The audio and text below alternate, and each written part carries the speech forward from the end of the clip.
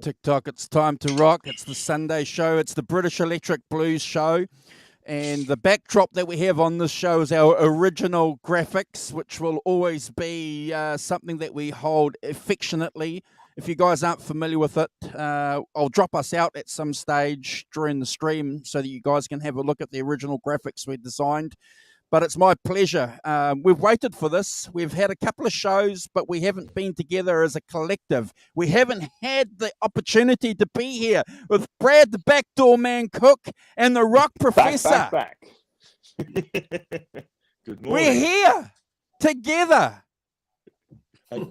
Once again, the Three Musketeers. Tres hombres. Tres hombres. What's that? And what an opportunity! What a time to get together and hang out and pat each other on the back and say lots of thanks to lots of people. But we're going to pass it around. The Rock Professor's going to do a shout out soon, but I'm going to stick my 10 cents in now while I can and say, Brad, Rock Professor, thank you guys for the contribution that you guys have done to the channel. It was hard work. For us to get to 1,000. We know that it took us, I think, a year to get probably 400 subscriptions, didn't it? When we were on about 300 or 400, and then we got to 600, and then we got to 700, and 800, and then 900, and now we're here with Rock Professor, close to 1,500 subscribers. 1.44. Tremendous. Yeah, look, it's amazing, and I'm sorry we're a bit late, guys. It was because of me. I just got back from a little holiday. I was having a nap, and I was from my Miami Beach BOAC. Yes. So yeah, you can blame me for being a little bit late, John. I saw your little comment there about being late to our own funeral. Probably, it's yeah. It's fashionable to be late. That's what they say. Yeah. Yeah. So no, we're extremely grateful to have hit that 1,000. We're at 1.4 now, which it's unbelievable. It's really great. 2 weeks. It's been a credit to Andrew and Simon. Obviously, I came on after you guys have been running for a couple of years. So I'm still the new guy. But I'm the Ronnie Wood in the group. But but yeah, it's been a fantastic achievement for the channel, and it's strength to strength. And look, I tell you what, I think it's early days for us still yet, and I think we've got a long way to go. So, here to 1,000, but bringing on 2,000 now. I think we're well and truly on our way, guys. But it's been amazing, and I can't thank Andrew and Simon enough for luring me in and not letting me go. And Andrew's got his heavies here in Australia to thank for me staying, because they keep knocking on my front door when I don't show up for a show, going, "Don't forget you've got a show next Sunday." Yeah, it is that bad. It literally is that bad, guys. It's that bad. Look. It's a wonderful achievement, and we've spoken about this, guys, in the chat. We'll give you we'll give you some background, because this is what the show's about. It's about letting you guys know how we keep in contact, how we share information, how we're friends as well. And I think that's one of the key things. For us to have a successful channel, it takes ingredients, it takes components to come together for that product, and the fact that Simon and I are friends, and Brad came on and we became fast friends with Brad too, and it was just you know, that dynamic that the channel needed, didn't it, Simon? You know, that the 3 co-host format we know works really, really well. We think it's a great feature of what we do, because everyone gets an opportunity. When I finish and shut up, at least other people get an opportunity to talk. But but is the yeah, magic number. Yeah. But you know, these things worked out to our advantage, you know, and also, Simon, you know, having at least something to talk about too really gave the channel a bit of a push, didn't it? Oh, completely. Yeah. And I think that's the thing we discovered, isn't it?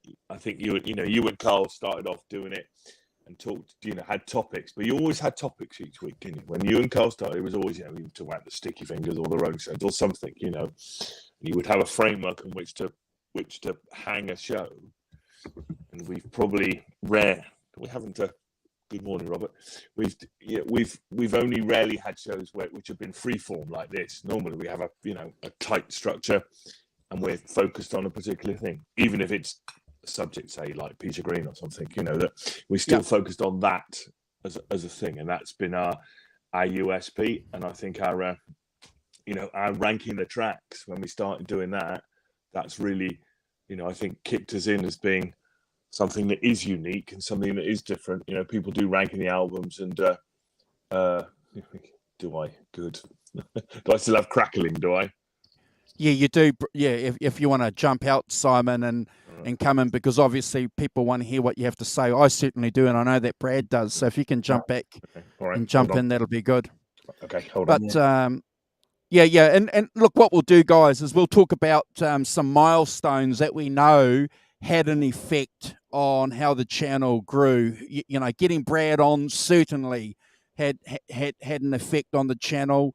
As the Rock Professor mentioned too, when we decided that we were going to go through this format of ranking the tracks, you know, never a skip, you know, was a wonderful achievement, a collective thought that Brad and I and the Rock Professor had, and thought, wow, yeah, let's go with this. Having a couple of good interviews, you know, Brad getting the guys with the upcoming Fleetwood Mac book, you know, had a huge, tremendous influence on some of the Facebook groups on the growth. So yeah, some great milestones, bro. Getting Hoss onto the 5150 show too, bro. Again, you know, took us again to another level. So we'll never forget from where we came from. We'll never forget that.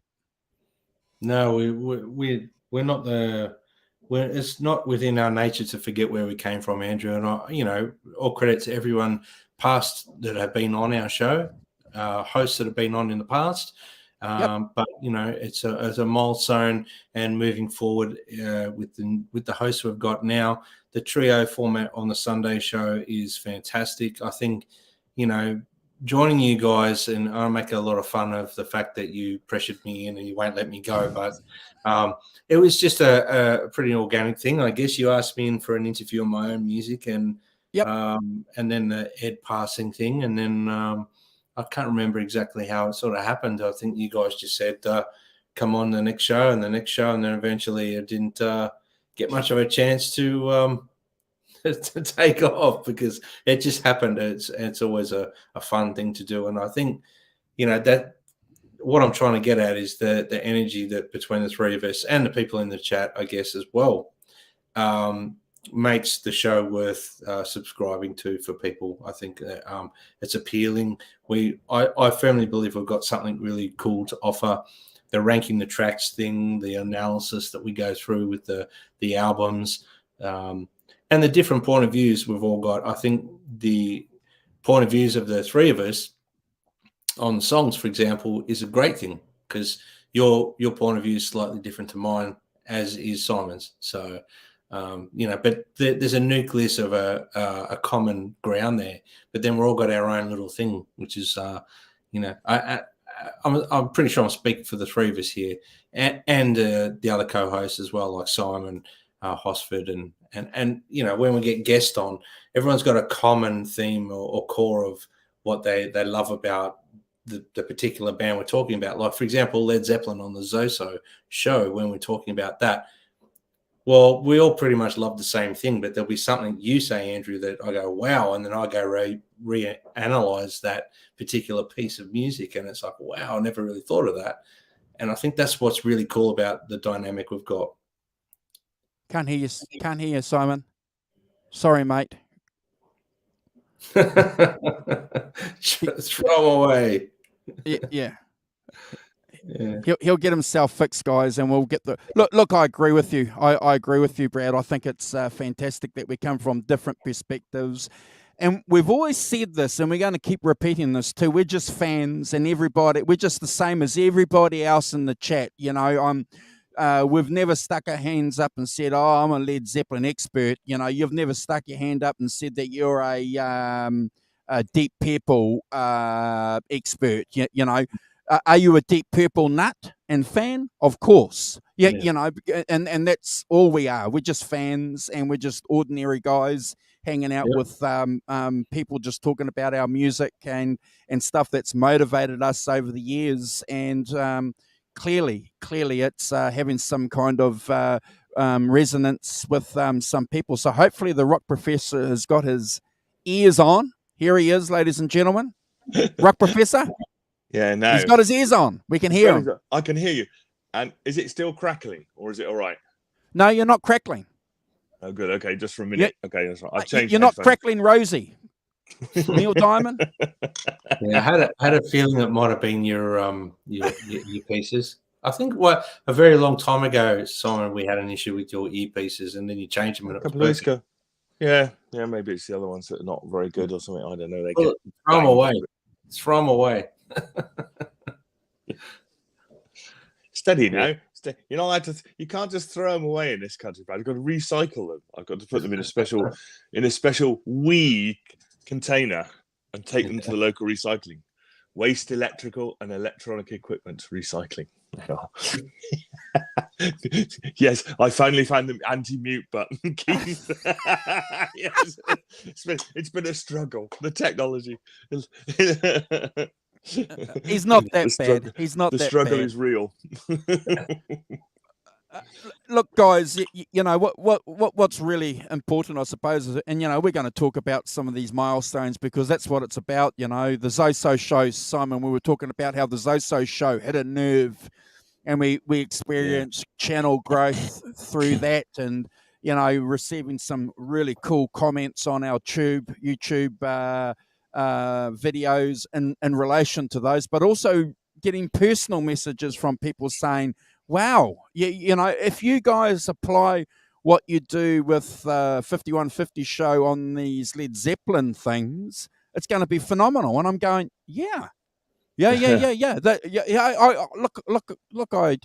totally agree with you. And the fact that we're all Led Zeppelin nuts too, Simon and Brad, you know, we you know, clearly we all got I better be careful what I say.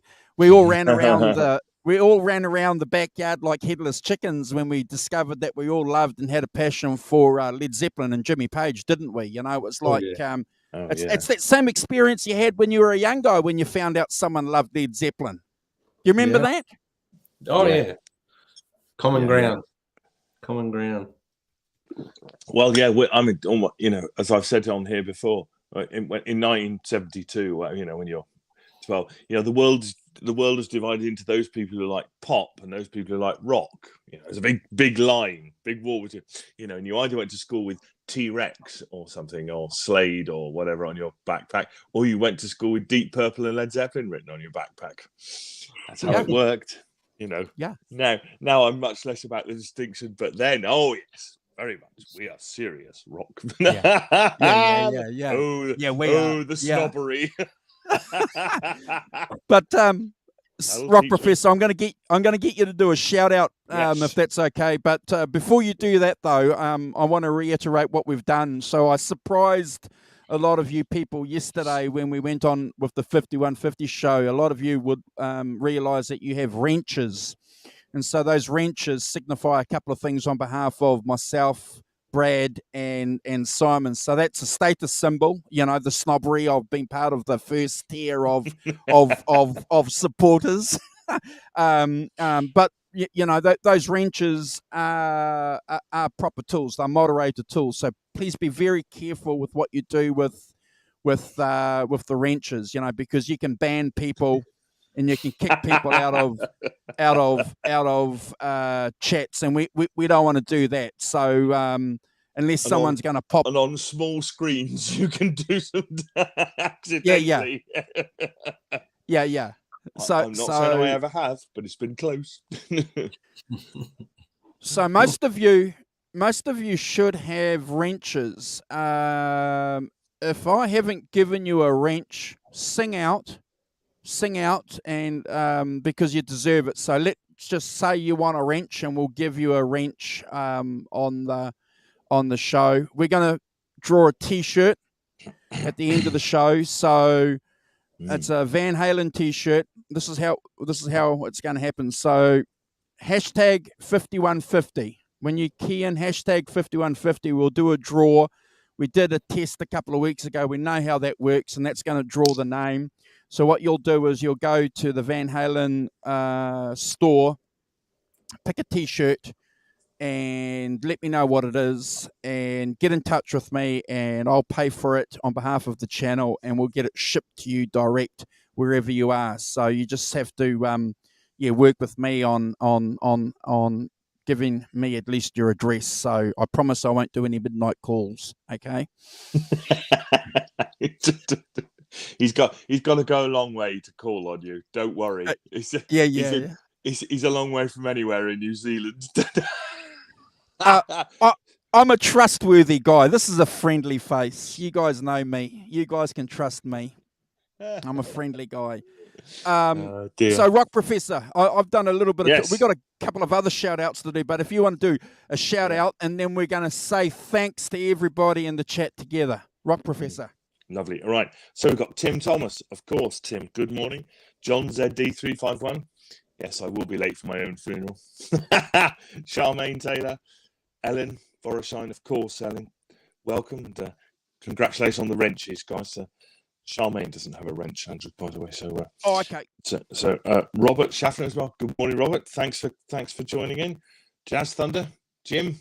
Thanks for standing in the last couple of. We've lost the Rock Professor, have we? Come on. Thank you very much. No, I can't. Oh, there are. What? No, don't worry. That's just the internet. Is it crackling back? Is it? Yeah, a little bit. Yeah. So it may not be, isn't. So I've got Alan, John Zeddy. We've got Philip Byers as well. Morning, Philip. It's morning for me. Johnny Heartbreaker. Johnny, how you doing? Thanks for all your support. You've been here a long time. Lake District Ambient Music, my fellow UK person. Good morning. Good morning, Lake. I can't tell you the thrill. Robert Ranford as well. Morning, Robert. Holly Lewis. Good morning, Holly. So we've got 23 people watching. So Helene O'Hara. Good morning, Helene. How are you? Keith Campbell, of course. Keith Campbell. Good morning. Gret Zeppelin as well. Good morning, Gret. Teresa, Maria. Thank you so much for all your support as well. I know you've done lots of stuff for the channel, promoting it, which has been fantastic. So thank you for that. Tim Thomas, Holly Lewis. I think I've got everybody who's commented. It's fantastic to see you all, and thanks for getting us to 1,000 subscribers. It's brilliant. Yeah. So can I tell you a funny story? So I ran at my mum's last night having curry with my brother and his wife, my nephew, and we're talking about, and I'm saying, oh, we've got to 1,400 subscribers, right? My brother suddenly says, well, I said, yeah, we've got quite a lot of people on our bowler channel, right? Which is the company. He makes cricket bowling machines, right? So he's got 44,000 subscribers. He didn't even know. Clearly paying attention to his YouTube channel, not. Fantastic. Good for him too, but not realising. Simon, Simon, So- you're crackling bad, Simon. I think it's internet. Hold on. I will do. Yeah. Now, is that terrible? Is that terrible? If That's I just better. speak now clearly on the microphone on my iPad rather than the headphones. That's better. That's better than the crackle. Okay, yeah, that's right. I'm going to do something else as well. Ideally, it would be good if yeah.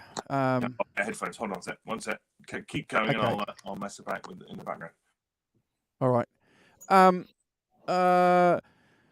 Yeah, so look, I noticed people, Brad, are talking about the wrenches. So yes, Keith, it does look like it's a meeting of the admins here, but the wrenches, obviously, we won't be giving out too many from now on. So the idea is in 6 months' time, when you guys are in here, when we've got other people in the chat, people are going to say, "Oh, okay, the wrench is an important thing." It's just our.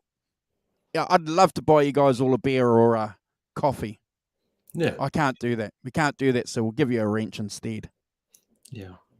And as Andrew, mentioned, there's a sense of responsibility that comes with it. So John Z351, please, ZD351, please don't fall asleep like you have on another channel and delete all the comments. So, hey, I tell you, if comments start disappearing in the chat, you know who is to blame, all right?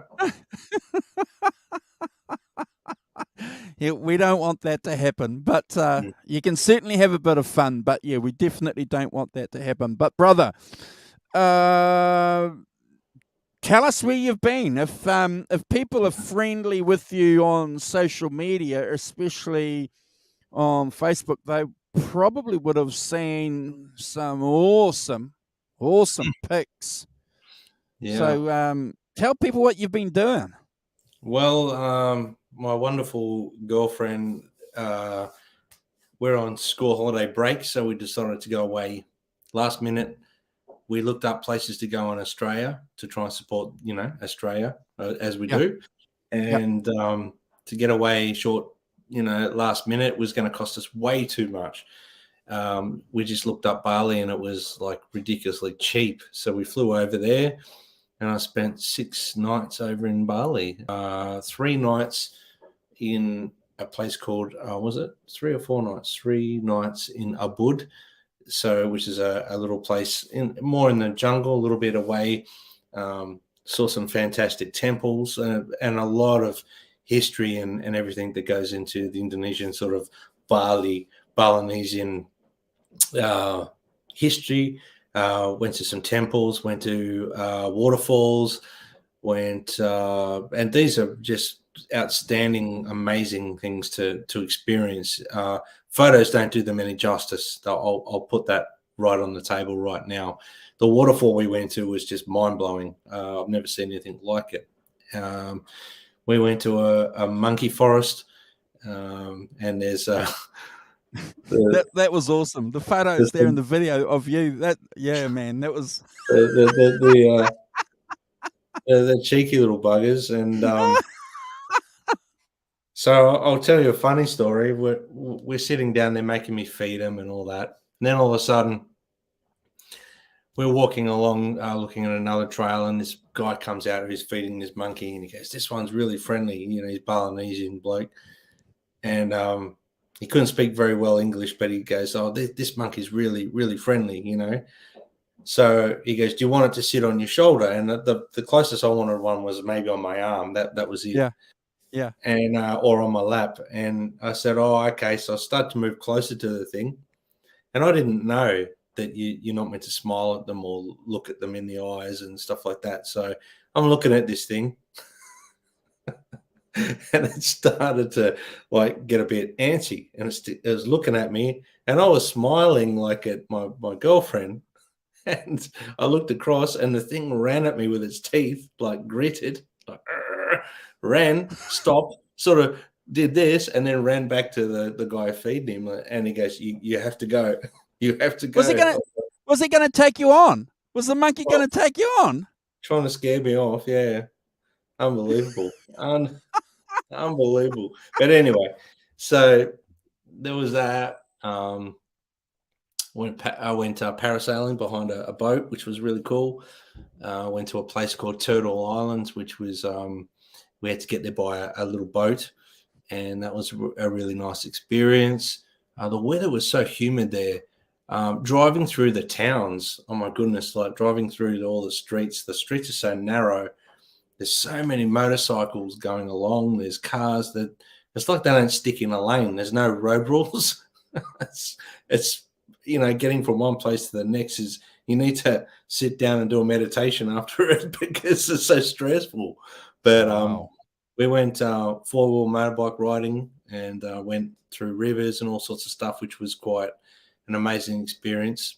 It was really cool. And then we spent the last few days in Seminyak, I think it's called, and we did some shopping, but a lot of time around the pool and on the beach, which was really, really relaxing. It was like, because the first 4 days we were really busy, and I said, this doesn't feel like a holiday. So I took a couple of days off and had really crappy reception, phone, mobile. The whole thing was just, it kind of felt good because I just didn't bother turning on my phone. It was really cool, but it was good to get away, a much needed little break. But that's, a few little funny stories there. Oh, fantastic. You'll have to tell us a couple more when the Rock Professor comes back. We do hope he gets, here he is, so hopefully he's got his ears on. Simon. Can you hear me, Mother? You're still crackling. You're crackling, Rosie. Right, okay. In that case, it's not wireless because I've got my wireless headphones in now. Oh. So it's not, I think it must be StreamYard. Hold on, I'll come out and come back in again. Hold on. Oh, okay. Yeah. So, getting back to the people in the chat, Brad. Obviously, we've had events on the channel, which has boosted things. We've had personnel come onto the channel, which has boosted things. But at the end of the day, it's the people that have joined us live too. Simon. Yes. Good. We can hear you. Fantastic. Good.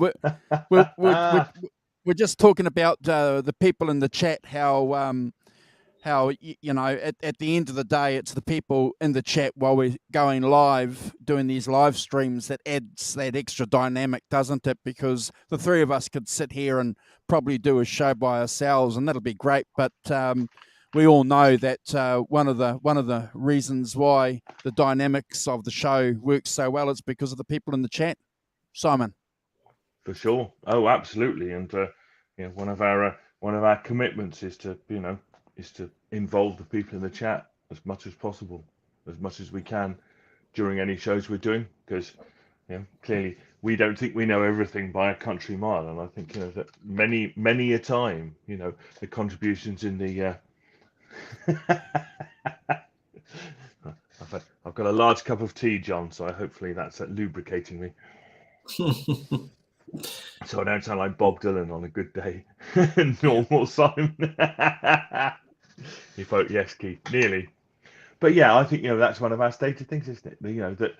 That experience and that intelligence and that knowledge that is in the audience, is in the chat, is as important to us as anything else. Contributing to the shows and making them cool shows for us to do.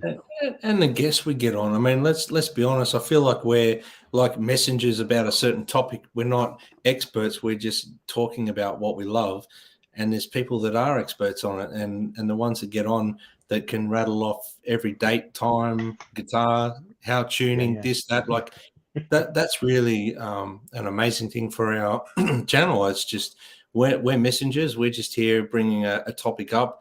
It might be a band that hasn't been sort of spoken about for a long time. So we're a messenger. We're just bringing that to the table, and everyone gets involved. And that's what's amazing about this channel. I think the people in the chat, for the most part, they have a lot of fun and stuff, but they're interested in what we're doing, which is, why we keep doing it. And like you said, Andrew, we could sit here and talk, the three of us, without a chat and we do that from time to time. And it's a lot cruder and a lot more swear words, by the way, guys. Actually, that's something we should probably test the waters with. Just do one episode where we talk how we talk, not live. Well, just hold on, because I'm glad you mentioned that. Mouth. Because that could happen, but that will only be a channel members only thing. So one of the great things, guys, that reaching Things to look forward 1,000. to. Us swearing a lot. No, it's not that. It's a behind the mask, behind the scenes. But one of the great things that 1,000 subscribers gives you is other opportunities to do things. So if you guys are watching other shows, you know how it works. You join. We have 2 levels here. We've set up 2 levels. We've got it's called the 5150 level, and then the next one up is the insiders. So one's $3.99 a month, and the other's $5.99 a month.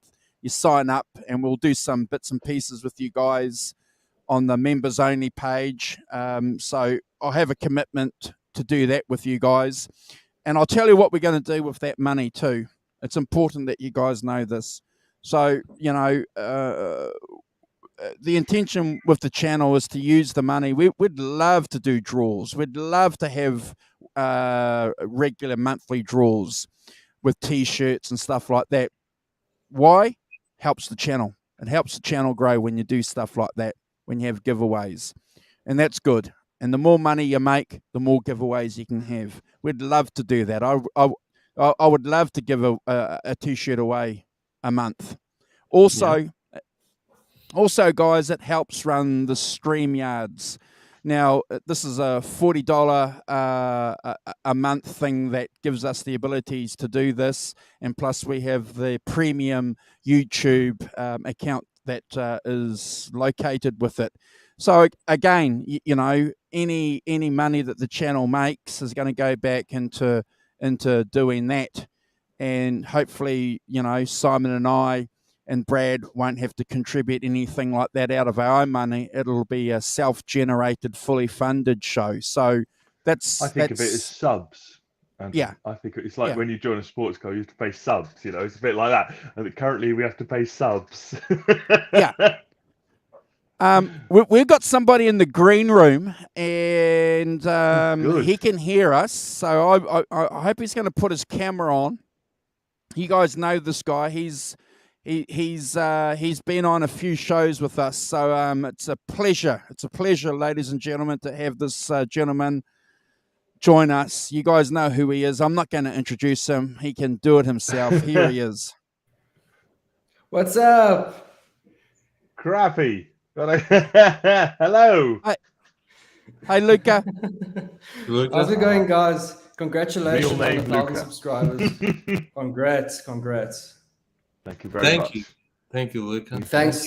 I'd like to thank you guys for starting the show. It's really the greatest. It's one of the greatest shows out there, really. And I'm sure the comment section will agree with me. Thank you very much. That's really kind. I think the first thing I wanted to ask you guys, did you ever think that you'd get to 1,000 subscribers so quickly? Like, did you really think of getting to this point when you started out? And what was it like when you guys started out? I'll tell you. Okay, so when Brad joined the channel, we were 400 subscribers, and I remember Brad saying, "Let's get 1,000 subscribers by Christmas." And that wasn't Christmas just gone; it was Christmas last, a year ago, Christmas. And I think we were about 700, weren't we, Brad? By then, So no, I didn't, Luca. Personally, I didn't. I knew that it was going to be hard work, and it's paid off. Well, yeah. It's hard work, and there's a couple of different things though that you can do to help build your channel. Take advantage of your friends and your social contacts, and ask them to help to subscribe. I don't think people do that. I think they just go and they expect people that might come along and stumble across their channels and they'll subscribe, which is always a good thing. But take advantage of your social network and maybe your business contacts too. And some people probably don't want to do that because it means that you have to reveal a little bit about yourself that you probably wouldn't do to someone that you do business with. Oh my God, that's what Andrew does on a Sunday night. He just sits there and talks 2 hours with these guys about bloody music. How boring's that? Yeah. Subscribe. I speak like that as well.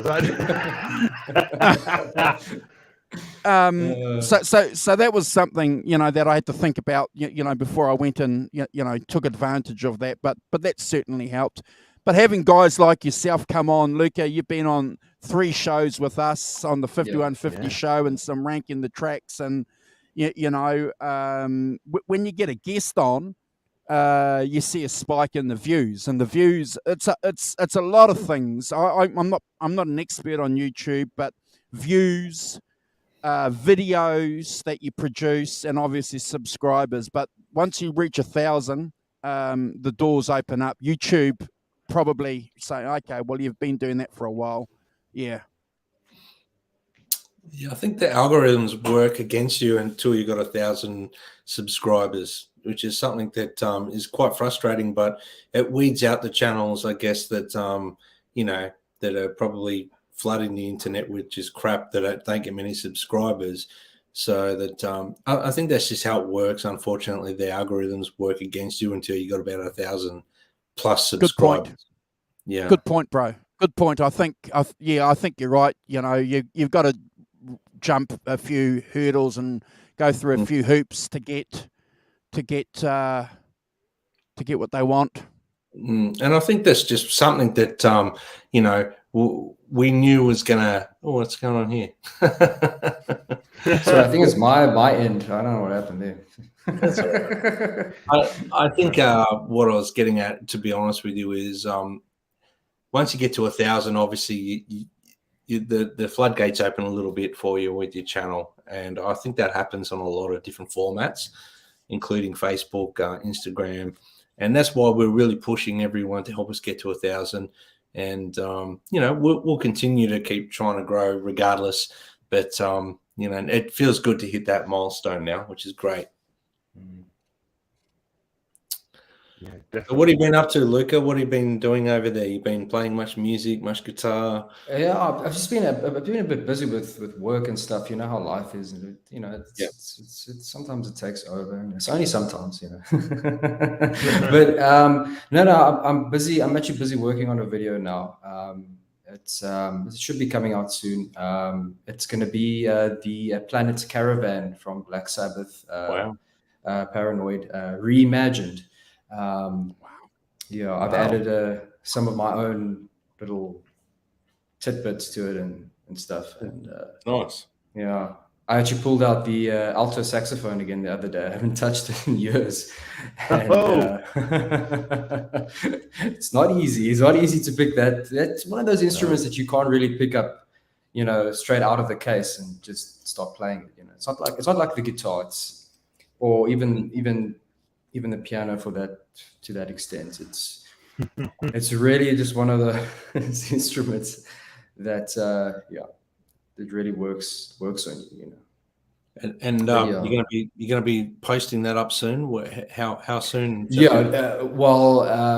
I'm still just finalizing the video at the moment. I'm just doing some editing and stuff, so it'll probably be out maybe latest end of next week. Yeah. Oh, well, make sure you send the link to Andrew, and he'll share it in the community page.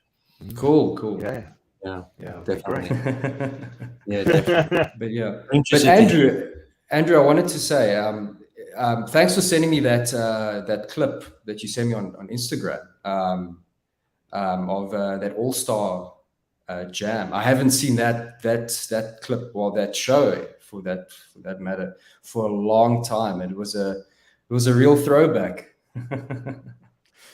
I'm glad that you saw that, because we had a conversation about that, and as much as we love Eddie, Eddie had a few issues there with improvisation, didn't he? I know it was a jam.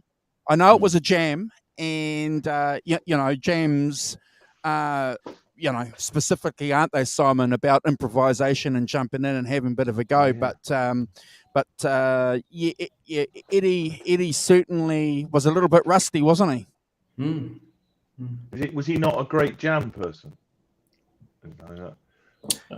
I I think think he was. Yeah, I mean, he had done a lot of sessions. I mean, there's hundreds of them. I mean, he did a couple of MTV sessions. He did that David Letterman thing as well, 85, and I'm leaving out. I can't remember how many, but yeah, I mean, I always thought of him as a very good at just that picking up and just jamming type of player. So yeah. It's very apparent to me when he doesn't play with Alex.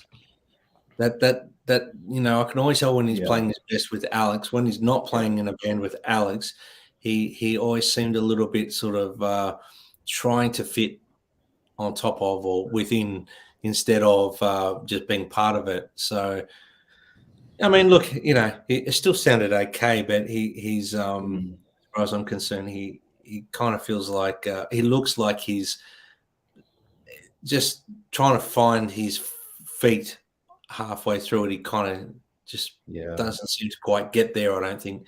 But you're talking about one of the greatest guitarists of all time, so we're being super critical here because most people wouldn't even pick up on what we're saying. True. But you watch him play you watch him play with Van Halen when they would jam, and it would be completely different. He would seem to be mirroring a lot of what Alex would play. So there was that cohesiveness with Alex in the band.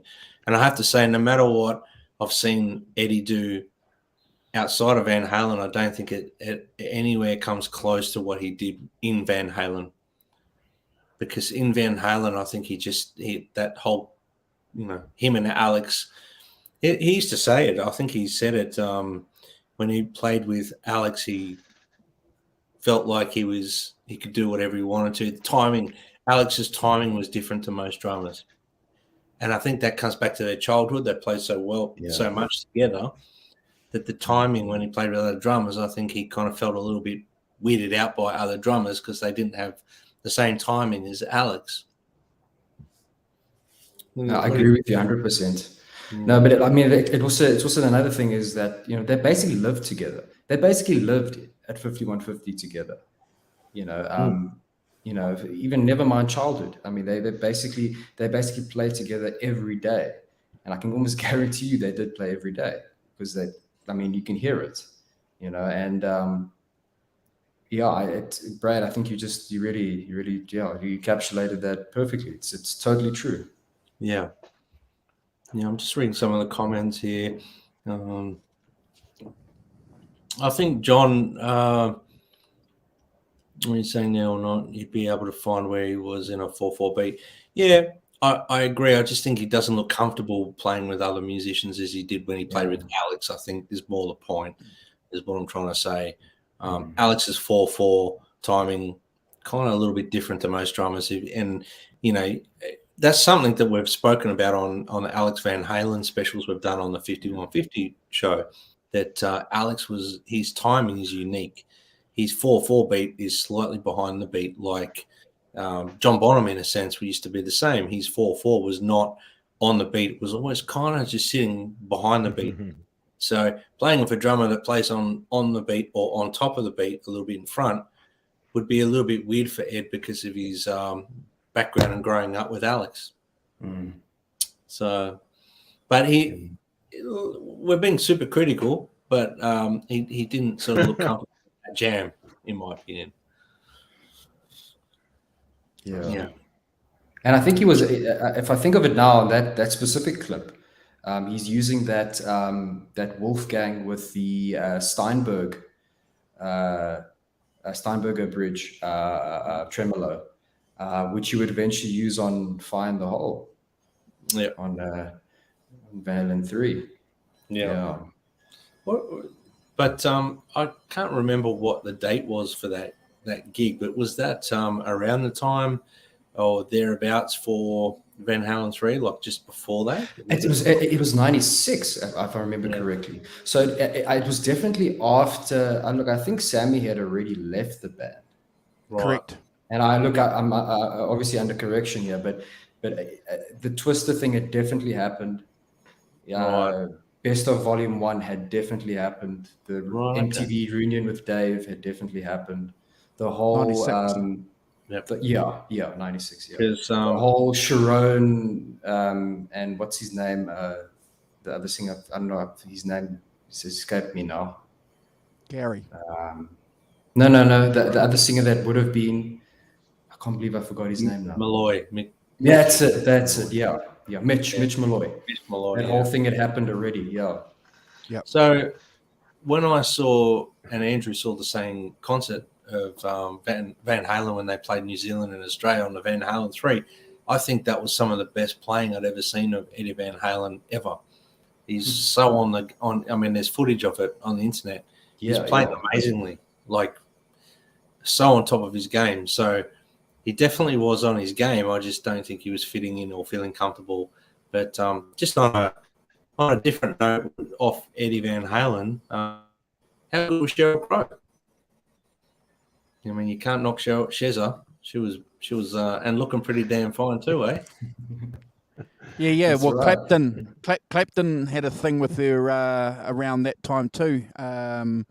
So yeah, that was interesting. What do I think of the shark guitar? I think it's fantastic. It's a visual masterpiece. Eddie, the way that he got that chainsaw and crafted it to look like a shark is fantastic. But Chainsaw art. But doing that to a classic guitar like that, only Eddie Van Halen would do that, wouldn't he? Yeah. Did a flipping good job, I would have to say. Yeah. It's funny, guitars like that. I think it's great to see Ed playing because he did it, but I only want to see Ed playing a shark guitar. I don't want to see people playing it. Yeah. Just doesn't seem right. So, Brad, are you saying people mustn't buy the EVH replica? Oh, I'm not saying anything. I'm not condoning or telling anyone to rush out and buy. But you know, look, honestly, I would love to have all the Stripe series and the Shark and that in my studio on one wall, just hanging, not necessarily to play live, but just as a little, you know, what do you call it? Personal tribute to look up and go, the whole Stripe series there. Yeah. You can't go out and play. You can't go out and play an 80s kind of show like you do, Brad. Can you? With one of those, it's like. I find it'd be too difficult to justify doing unless you're going to go and do a Van Halen tribute or something like that to play a striped guitar on stage. I just don't think, because everyone would expect you to just play like Eddie. That you know. Yeah, true. You know, any of his guitars, really. I've got totally. Hey guys, I just have to interrupt you. I'm sorry. I've got to do this now while the guys in the chat. I'm sorry. I didn't get a chance the other day to, but I've got to do a special shout out to Johnny Bean. Johnny Bean was really instrumental in helping with the channel growth early on. On his channel, he did a big plug with our channel on his Saturday Night Live, and we appreciate that, Johnny. Thank you for that. And if our channel can do anything like that to help other channels, we certainly will. But thank you, Johnny, and we wish you and what you do with your channels all the success too. Metal Mike, another good friend of ours in the chat, guys, wanted to get me to show my 5150. I'd love to, if you guys can give me 30 seconds to talk about my 5150. Who doesn't love talking about guitars? I'm going to present myself Go down here. to his guitar vault. So there's my 5150, guys. It's got a JB in there, a JB pickup that I've changed, and it also has a German Floyd Rose on there. And I changed the tuners, fine tuners, from the black ones to brass ones to sort of be period correct. Has a brass block, an EVH sticker. Love it. And it also has the Kramer sticker on there too, just to make it look a little bit period correct. But Brad, I love it. It hangs on my wall. I play it. It's got a wide neck. It's much wider than the Music Man, bro. It's very wide. And going from the two guitars, it's remarkable. It's night and day when you've got a wide-necked guitar and you go to that lovely asymmetrical neck on a Music Man. Big difference. Yeah. Yeah, but that's a beautiful guitar, and that's the thing, Andrew. You wouldn't necessarily go and do a gig with that guitar, would you? No, I wouldn't. Carl and I and a couple of other guys, we jam together, we get together, and we play a bit of stuff. We haven't done because of lockdown, but yeah, I'd never take this. I'd never take this to the blues club because it just wouldn't work. And if you wanted to, that would be great. I'm going to take my Les Paul or a Strat. Strat's going to do everything. You're pretty. But having said that, though, this is great for playing Van Halen stuff. But a Strat's more versatile. If you're playing blues, isn't it? You're going to do so much more with the Strat than I am with a single pickup guitar. Yeah, there's a certain mojo with a single pickup guitar, though. But I mean, I could see you could even rock up with your Music Man, Andrew, to a blues gig, no problem, I think, but not necessarily a striped guitar. So that's just me. And I think when I see people playing striped guitars, there's a few people here in Australia that just play striped guitars in their own bands, and everyone expects them to play like Ed. That's just that's just how it is. So. I can't play like Ed, but guys, I'll be honest and upfront with you. The reason why I got it is because I always wanted one. Always wanted a 5150. A lot of guys go out and they build them, and we've had guys on our channel and on shows who've done remarkable jobs of building them. I just, if I'm going to build something, I'm going to build a fence or a coffee table kind of guy. I don't have the attention to detail that you need for building a guitar. And when they came out with these, guys like me, just went and got them because for 30 years, Luca, that's all I wanted. I wanted a 5150. So I was the same. How long ago did you get that one, Andrew? I think you've told us it was a long time before the channel started, wasn't it? I got that 2017. Yeah, that's when they came out. Yeah.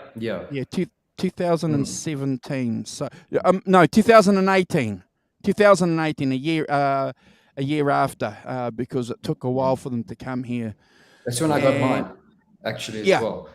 When I went to the States, I actually picked up the 5150 as well. Yeah. Grab your one, brother. Grab it. So, have you made any changes to yours?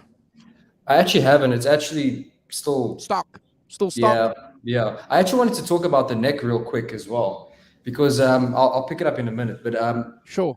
You mentioned that the neck is thicker than on the Music Man, which is very interesting because the 5150 guitar was like the template for the Music Man when it was actually designed. And it's interesting because obviously clearly when they did the replica, the EVH replica, they just went for a wider neck, I suppose, because it's not even similar to even the Wolfgang neck. The Wolfgang neck is much, much thinner. Even. Let me pick it up quickly. I agree with you. I absolutely agree with you. Yeah. The question is, how much do you care? Well, I mean, I have guitars with all different necks. I don't care. I don't care about the style, the neck size. Almost just 10 seconds after I started playing it, I'm on it and I'm into it and I'm fine with it. Both my Strats have completely different necks. Do you care about the shape of the necks? Does it freak you out? It doesn't really freak me out. No, it doesn't. It just doesn't really freak me out. It's just interesting. It's just interesting.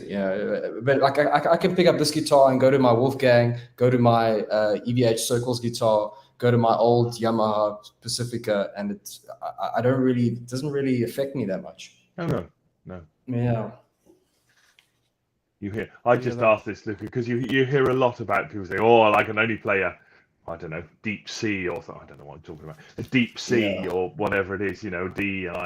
This is like, I'm always interested to ask people how much they care about those things, because I don't at all. I can pick up any guitar and play it, and it either speaks to me or it doesn't. But that's really what I'm looking for. My size of neck. It also depends on your hands as well. I think I've got a weird range because I play a lot of piano when I was younger, so it like stunted my growth. in the hand region. Oh, This hand be very, growth. It's only that big, yes. you know. So it's like,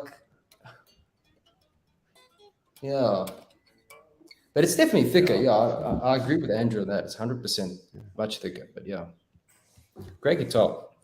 Yeah, and look, I agree with what Lucas is saying, and the good thing with those guitars too is they're reasonably easy to make modifications. You know, changing a pickup or changing the bridge, it's pretty easy to do. You know, it's not like a Les Paul, you know, or a Stratocaster where you've got to take the scratch plate off and do a bit of Mickey Mouse kind of work. It's pretty easy with those single pickup guitars. But yeah, look, yeah, got to have a striped guitar if you're a Van Halen nut. Oh yeah. I was actually going to say you could actually probably get away with the Circles guitar, because I think there's more people that like obviously know the striped guitars. They know the Frankenstrat, they know the 5150, but the Circles guitar I think you can get away with a bit. People won't really recognize it. But my favorite though that is the Music Man. You can have a business model based on people are going to buy this to hang in their, to have in their houses in the main, and not take it out and play it. Must be some sort of sea change. Well, they definitely didn't design the guitars to be hung on the wall. I'll say that. No, but look, I was just saying what we were saying earlier, that if you go out with that striped guitar, there's going to be a huge expectation on you what you're going to do. And just, exactly. Start cracking into Dust My Broom. It's not really going to, it's like going to surprise a few people. But you see what I mean? So in effect, Andrew's just said it. That you buy it for kind of home use, much more than you buy it to take out. Whereas you buy a Strat, you're going to take it out and play it, kind of thing. It's just a different. It's a business model based on almost something you're going to hang on the wall or have at home, rather than you're going to take it out and gig it in the main. It's very interesting. If you tribute stuff. Yeah, no, 100%. It's very interesting because if you think about it, clearly Eddie didn't think about that when he actually, put it together, and when he painted, it's very interesting. He did it as, a lot of stories. Even from his perspective, obviously, he's just said, no, he just was messing around. He just put some tape over, but he clearly did it, to it was like it's flashy. It's a feat of showmanship, if anything. Oh no, absolutely, yeah. It's not. It just seems to be interesting that to sell. Clearly he made it himself for his own thing, and it's and it's bright, and it kind of clearly there's a kind of on stage bit to it that people could see it for a long way away. And I think that's clearly that's one of the reasons for doing it. Striping up, red, black, and white is a very striking pattern of any description. You can see it from a long way away, and all of those things, But to kind of for it to kind of evolve into something, not that you're all taking out and playing them on, in pubs and clubs and whatever theatres, whatever you do, but actually it's something you have at home and don't necessarily take out because of that, because of the weight of the expectation behind it. Which has got nothing to do with Eddie. That's all. As you say, not thought of it as I guess that's kind of. I can't think of any other guitars where that's the case. Can you? Think of any other ones? Really, I think if you're playing an upside down Fender Stratocaster, everyone thinks you're going to start. Oh well, yes, okay, good call, right? Well done. The Hendrix thing, yes, absolutely, There's a lot of dudes that play, they're right-handed players that play left-handed Strats to get the same look. Mentioning no names. The body of mine's the same. But listen, I don't claim to ever be able to play like. But maybe even like I don't know, maybe like a Steve Vai. People also might because it's also quite a unique. Yeah, I suppose maybe. There's a few signature guitars like Keith Campbell just put the Randy Rhoads V. I believe that if you're playing like a Gibson Les Paul, with Les Paul with the bullseye on it. Everyone thinks you're going to play like Zach Wild. You play a dime bag. What was it? The Washburn model that came out. The As Washburn. Brad left the building. So you expect to play like a dime bag. Like I said, the Hendrix thing, the reverse whole guitar reversed. There's something. I think your generic guitars like your Strats, your Les Pauls, your your Flying V's, that sort of thing, like anything that's not signature, you can get away with it. But if you come out with a Randy Rhoads V, everyone's going to expect you to play Mr. Crowley. It's how it is, yeah. Anyway, look, for me, I don't claim to be able to play like anyone. I just play a guitar that suits me, and that's and that's the good part about playing a Les Paul or a Strat, Brad. There's no expectation. There's no expectation on what you're going to play like if you come out with with these classic guitars, because people are going to expect you to play something. What's Brad going to play? When he's playing his Strat or his Les Paul. Yeah. I tell you one thing though, is this why we've got 1,000 subscribers? Because we sit and geek out about guitars? Is that why? Well, we've got 26. We've got 26 people watching, and Chris Hunter's in the chat. Hey, Chris, good to see you, brother. He was on the 5150 show. Thank you, Chris. You guys are going to see more of Chris. Guys, while we're here, it's really important. We didn't get a chance to do this, but I'm going to do this now. Hold on, guys. It's really, really important. Tomorrow, it's the 25th of April. It's Anzac Day here in New Zealand and Australia. It's a really, really important day. This day in 1915, the Anzac, the Australians and New Zealanders landed on the beaches of Gallipoli.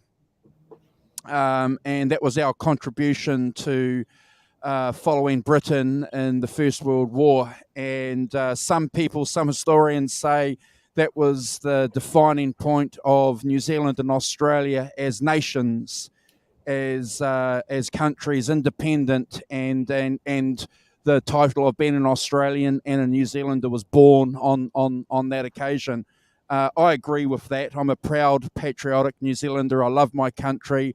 I love the fact that men and women have served overseas and died and fought for my freedoms and my right to have choice and to be free in this world.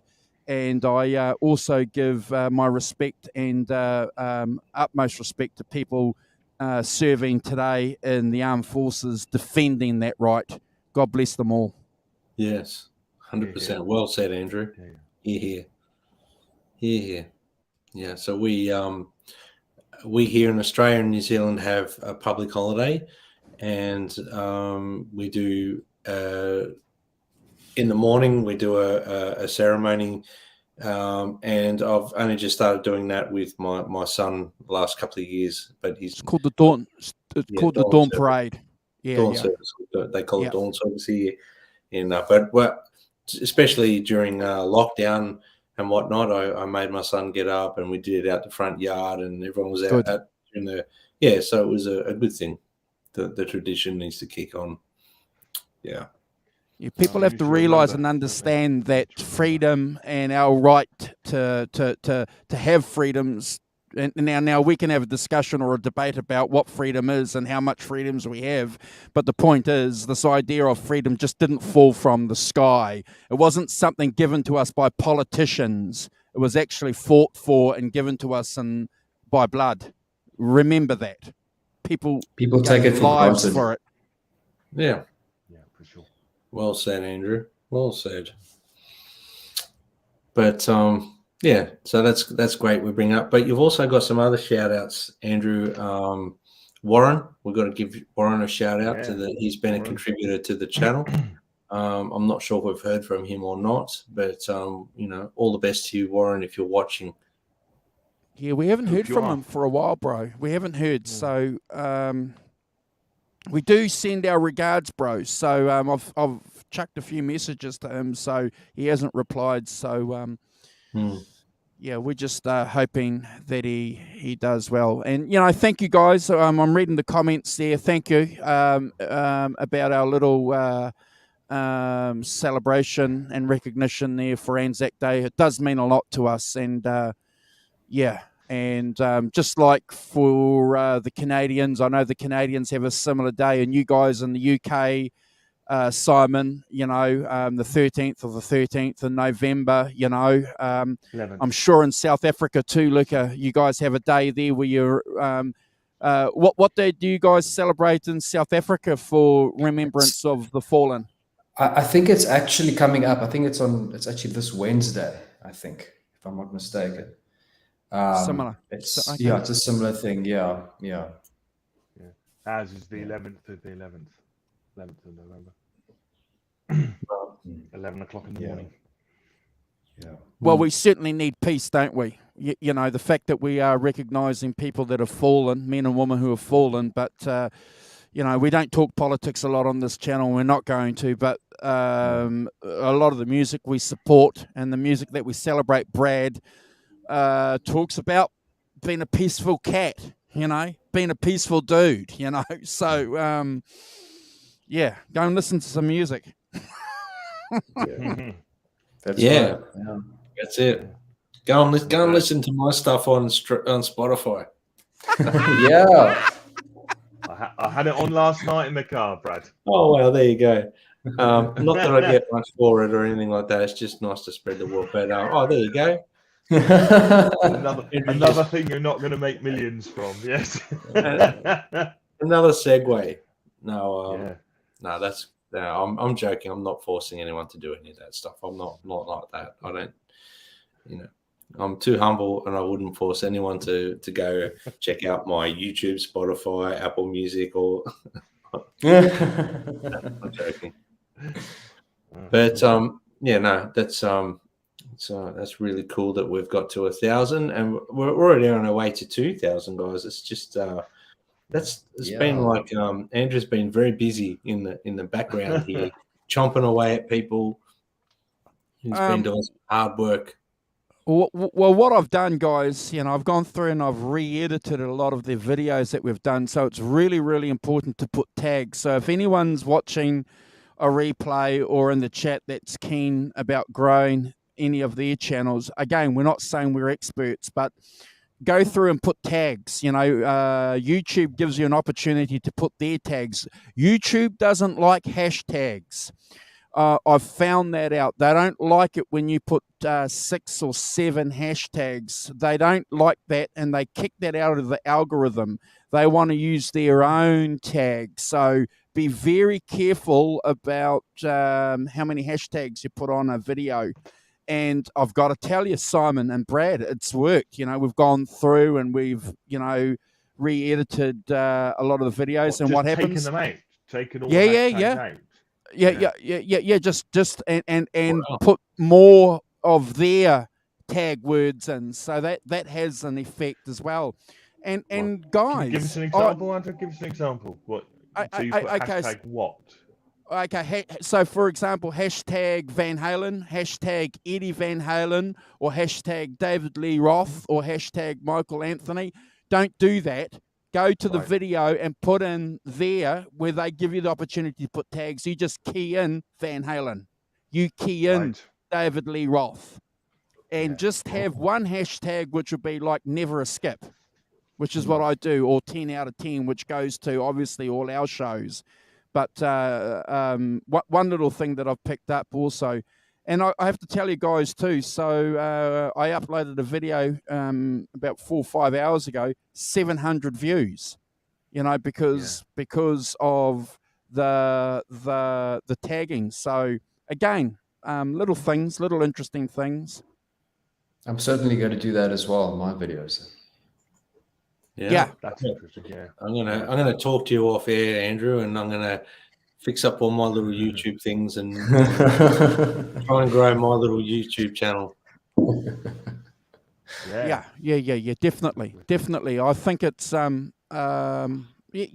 just these little things, obviously, and we'll just see what happens. But I just can't believe the growth, though, guys. Simon, we're just about 1,500 subscribers. You know, do you remember? I can remember when we were 500 subscribers, and that was like or even 2 less than years that, ago. Yeah. Yeah, it's just picked up and it's Absolutely. just grown. A lot of that comes down to your hard work, Andrew. So, and you know, we're sort of, you know, thanks to everyone for sharing and all the guests, the co-hosts, including Hosford. But a lot of it goes down to your hard work, Andrew. So you should take a lot of credit for that. Yeah, absolutely. Yeah, I appreciate it. Thank you, guys. You know, but I do love what I'm doing with you guys. You know, it's the ranking of the tracks. You know, I love it. We do look forward to it. And like I was saying to you before, if you guys join the levels that we have, and you know, we've often thought about how we would do this, but you know, we'll have a backstage scene here of how we plan shows, if you guys want to be part of that. But yeah, it's always a bit of fun. Thank you, though. Thank you, Brad, and thank you, Simon, again, because it's a team. And look, it becomes a cliche, doesn't it? But we know, because we've played sport or we've been in bands, and we know that these elements do go to, you know, making something worthwhile. You know, Luca, you coming on. You know, we've had Keith on. You know, we've had Jim on the last couple of weeks. You know, and if anybody else that's in the chat wants to come on and do shows with us, Arvin, Helene, if anyone wants to come on, we'll bump anything that we've got to have someone on and just talk about what you've been up to, what you've been doing, how you got into music. We'll do that for a couple of hours easy, won't we, Brad? 100%. Yeah, 100%. absolutely. Without a That's what I doubt. always say, everyone's got a story. You know. That's right. And that's the beautiful thing about music in general. Yeah. So, Andrew, I have a question. How did you come up with the ranking the tracks? When do you think you first had the idea of it? Because I can't remember when. I mean, clearly there's a point when we didn't do it, and then there's a point when we did. It was a eureka moment. So if you guys want to go back and look at some funny little videos that Simon and I used to do, and I say funny because I've had a look at them and I've gone and read a couple of them. And these are back in the days when we were using Google Hangouts, and there was issues with Google Hangouts. Oh my gosh, you know, they would, you know, just cutting and cutting out. And who's this young, fresh-faced young man? Oh my gosh! Back in the day. Oh my gosh! That's my mugshot. Oh my lord! Look at that. Yeah, back in the day when I was darker. But you know what we used to do, what in the old shows is we'd pick a subject, like for example Peter Green. You know, so we'll get together and we'll talk about Peter Green. And so Simon and I would sit in there for an hour and a half. And so what do you talk about when you talk about Peter Green? Okay, he was in Fleetwood Mac. He played a Les Paul, and he took drugs and he went a bit crazy, and that was about it.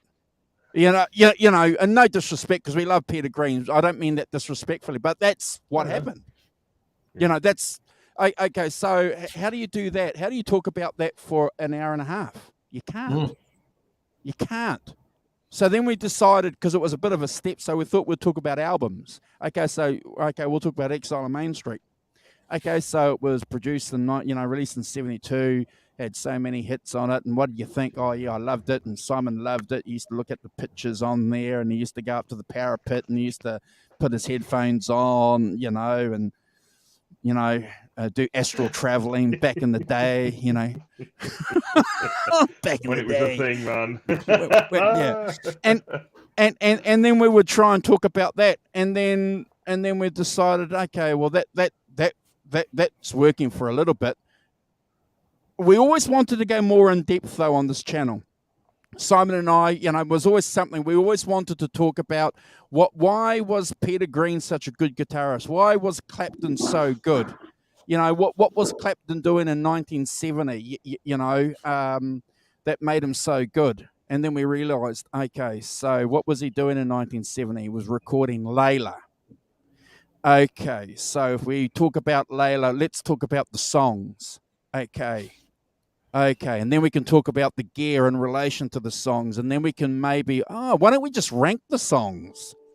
Skip and play. Originally, we used to call it skip and play, whether or not we were going to skip a song or play a song. And we thought, no, we'll just rank them because, we weren't skipping a lot. But yeah, it's got to a stage now where ranking the tracks is our byword. It's the channel byword, ranking the tracks. I love it. It's great. It's what we do. And 10 out of 10 and never a skip. There we are. Yeah, 10 That's out of 10, right, never a yeah. skip. And we safeguard that well. We do a pretty good job, don't we? We all do our homework. Brad will pick an album and we'll go and listen to it. We take notes. And we come back and we, have a fight about who's going to go first or second. And, Andrew, have you ever had a moment where Brad's picked an album and just like, okay, I'm going to be, thank you. We're going to be honest with you. There's been 2 times it's happened. Simon picked Ian Hunter's album. And that didn't go well. And I but just you didn't stop it. But interestingly, you didn't stop do it. You didn't say let's not do it. No. Unlike some people I could mention. but look, we situated where Ian was in the history of rock and roll, and we listened to it, and then we decided, because we do, after we do a show, we talk about how it went. We talk about whether or not we gave an opportunity for our guest host to talk. Did Brad have an opportunity to talk? Did we have the right pictures, except because we want to produce a good package as best as we can with the time that we've got. And then we realized that the album was horrible, and then we decided, okay, so we got a bit of an idea of where we were going to go with albums, and we talk a little bit about them. Luca, to be fair, we've got we have a list. We've got a bit of a pool there, so we've got a bit of an idea. We know what we're going to be doing. I'm going to give you guys a bit of a surprise. So today, when I was mucking around with one of my guitars, I was listening to Badfinger, and from 1970, and then I remember George Harrison loved Badfinger, and he was involved. And then I realized what a tragedy that band had, with the suicide, and then I'm going, oh my gosh, we got to do this out. And then I realized, Brad, that Badfinger was a popular, like, pop music. It was like ABBA stuff. It was like Justin Bieber stuff, and I'm going, this is popular music back in 1970. And it's great. It's all guitar based. It's fantastic. So, yeah. That could be coming up. Yeah. Andrew, did you see that list that I sent you? I think you did see it. That I sent you on Instagram. That like top 75. Yeah. It's flipping amazing, eh? It's maybe I can share my screen if I pull it up here. Yeah, pull it up. Just give me a second. Hi, Paulie.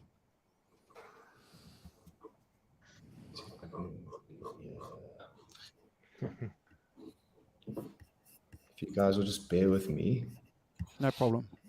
You do that, and we're just going to do a bit of a shout out to everybody in the chat. Yeah. As usual, we're here because you guys think what we say is pretty important. If you guys have any recommendations that you would love the Rock Professor and Brad and I to talk about too, throw some suggestions in.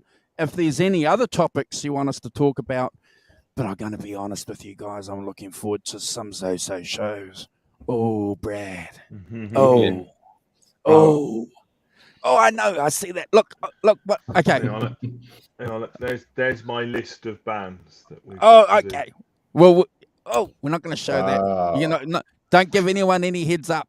everybody should have get a screenshot that and zoom in. Screenshot that.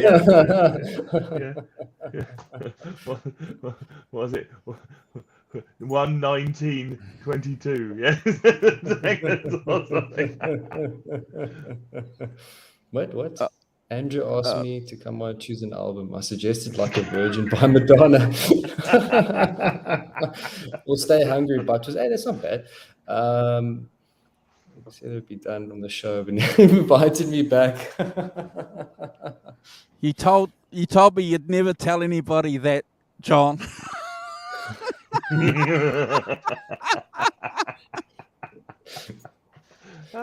Like a virgin. Oh my Lord. You know, we're going to do a show one day and all of a sudden all the comments are going to be deleted. Everything will go to the crapper because he's got a wrench. And he's gonna go, that I just did it because, you know, I want to have some fun because I got bored.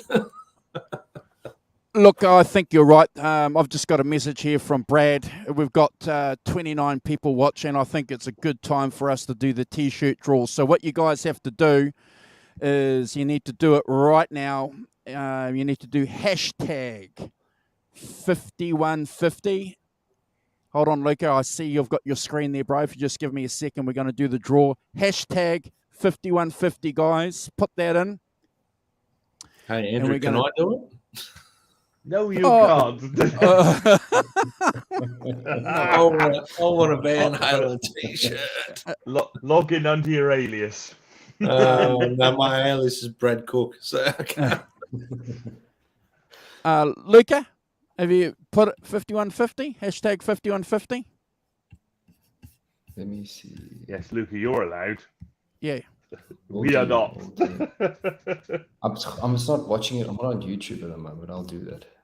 Yeah. Put it in the comments. So just another minute, guys. I got another minute. Hashtag 5150.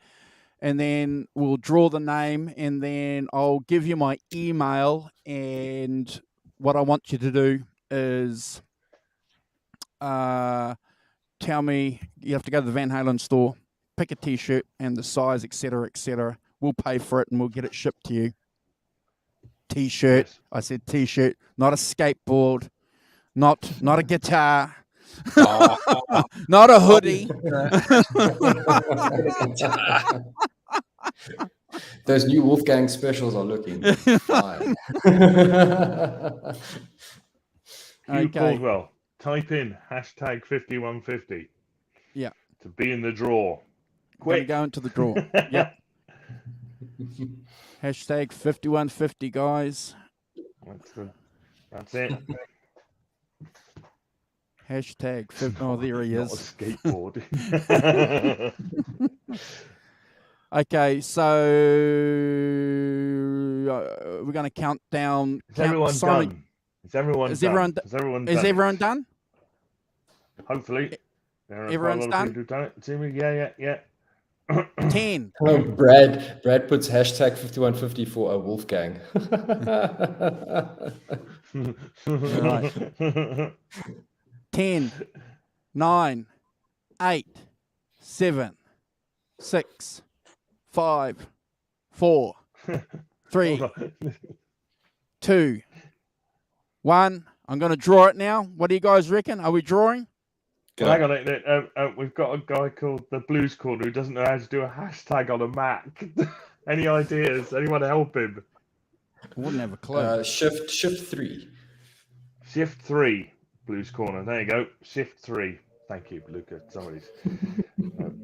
Has he done it? I hope you got that. I don't know. I'm going to wait and see if he for a second while he does it. Go on, quick, what? Blues Corner. Hurry up. What's it? Shift 3 and then 5150. Yep. 5150. It brings up, apparently he brings up a pound sign. What Mac is he using? First question. It's what Mac is he using? Oh god, look, we're in support land. wonder Welcome to I wonder 5150 so- show. Your So tech what's support the pound sign? What's the pound sign? The pounds. Yeah, I don't know. because you have a shift something else for the pound sign, won't you? Copy Yeah. and paste another comment then. Yeah, John's right. Yeah. English, mate. Oh, Yeah. oh, Yeah, he's great. probably on He's probably on US settings. Lake Yeah. County, Oh. you're right, Lake District. Oh, Cut and so paste, mate. sad. If someone wants to do a hashtag in the comment for him so we can cut it. Copy and paste my comment. There we go. Look for my or anybody's comment. Yes, yeah. Helene's right. Madonna made millions from that album. Absolutely. No one's knocking That's it. right. Yep. That's right. Is the Blues Corner done Yes, it? he's done it. He's done it. Right. Good. He's pulled finger. Hooray, off you Awesome. go. Okay. Good, yeah, he's done Right. it. Hooray. Here we go. Everybody, good luck. This is the second draw that we've had on the channel, and we wish each and every one of you all the best of luck. Here we go. Wolfgang guitar, here we come. Wolfgang guitar.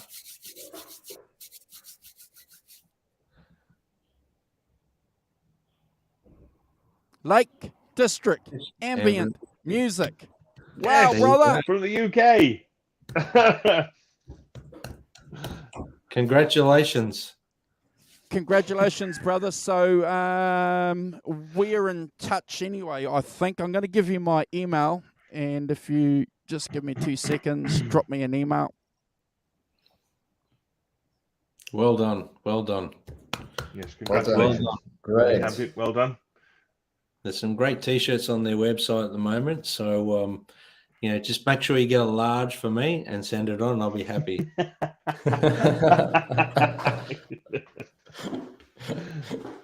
Lake District, can you write that down? kiwiclapton@gmail.com. Flick me an email. Congrats, brother. Congrats. I need you to do one little favor for us. When you get the t-shirt, grab your phone and do a little 30-second unboxing video for us, please, and send us that video. It'll be great. We'd love to put that on the channel of you opening up and modeling your new EVH t-shirt. 100%. 100%. Yeah, cool. Fantastic. Well done. Well, that feels good to finally get that 1,000 sub draw done. I know. We've been trailing it for some time. Yes. Well, that's a good thing too. I've got to pat ourselves on the back because apparently some channels, go out there and say they're going to do draws and don't. We have, haven't we? Mm-hmm. Hold on. That is Okay. Oh, look at Cool. this. He's got it. Good. Fantastic. Look at that. What's that? Can you magnify that, Luca, your end?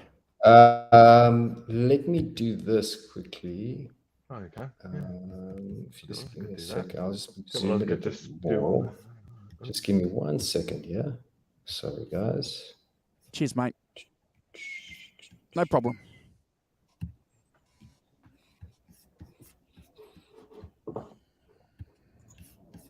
I didn't realise on my iPad, if I just do that on my iPad, it zooms in the whole screen.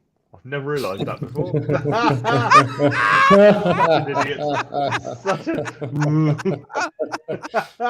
Seriously, I just did it. Automatic kind of just reach out and just do that with your finger, and it's like, oh, I could zoom right into it. Oh, wow, I can do that. I can zoom right in on Andrew's There we go. Let me beard. do that. You have nothing but Andrew's beard. What a scary sight that would be. It's soft. It's soft. Tremendous thing. Things live in that. It's its own ecosystem. It absorbs carbon dioxide and produces oxygen. Andrew uses beard oils and all that. He's a groomer. I can tell. He goes to the barber. He gets all that stuff Look done. at that. Bulldog. There you go.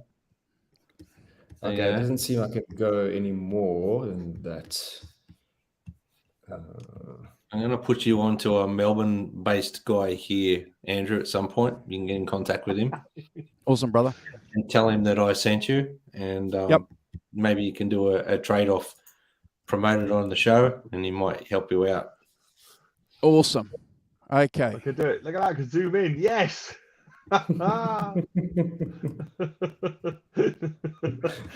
Luca, little things, please, little minds. You see? Ooh, look what I found. Yes. Oh, sorry, I can't zoom in anymore. It's being difficult. Right. So, Well, just read. Just yeah, read a couple of the All first right, so, 5 on yeah, each category. So obviously, first place, Barbara Streisand. Obviously,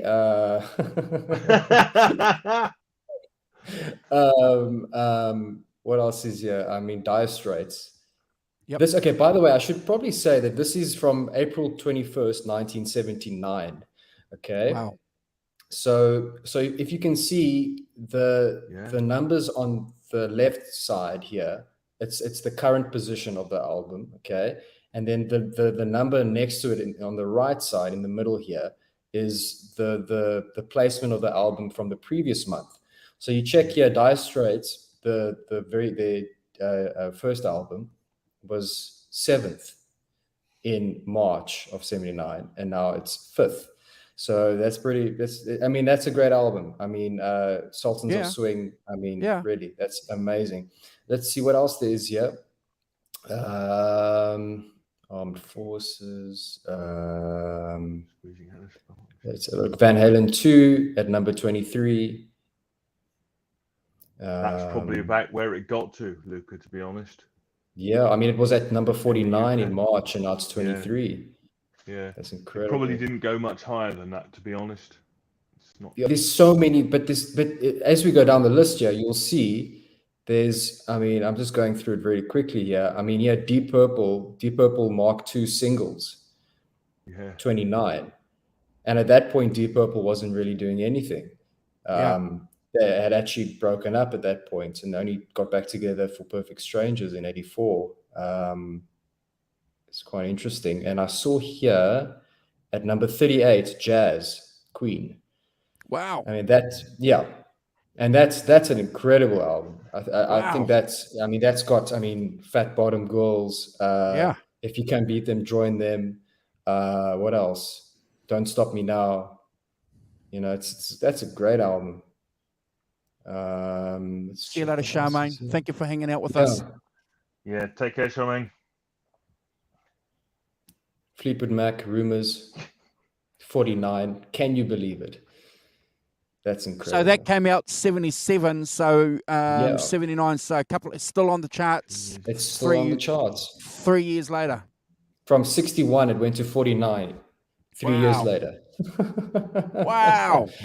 Right? We've ranked that album too, guys, on the channel if you want to go and have a look at that one. That was a great show. Yeah, that was a great show. Another thing, I think Rumors was like the best-selling vinyl record last year or something like that. Really? I think something like that. I might be mistaken, but I heard something that it was, I think, the best-selling vinyl record from last year. It's either that or it's what's George Harrison's first solo record that he did. I think that also was up there as well. All Things Must Pass. Yes, that's right. That's right. Yeah, from 1970. Yeah, that's right. Equinox, Jean-Michel Jarre. It's also up there. What's interesting about that is look at the variety of the things you've got on that chart. You've got it's amazing. Punk, you've got Stiff Little Fingers, and you've got Tom Robinson, you've got Barbara Streisand, you've got ELO, you've got Van Halen, you've got Meatloaf, Rumors, Fleetwood Mac.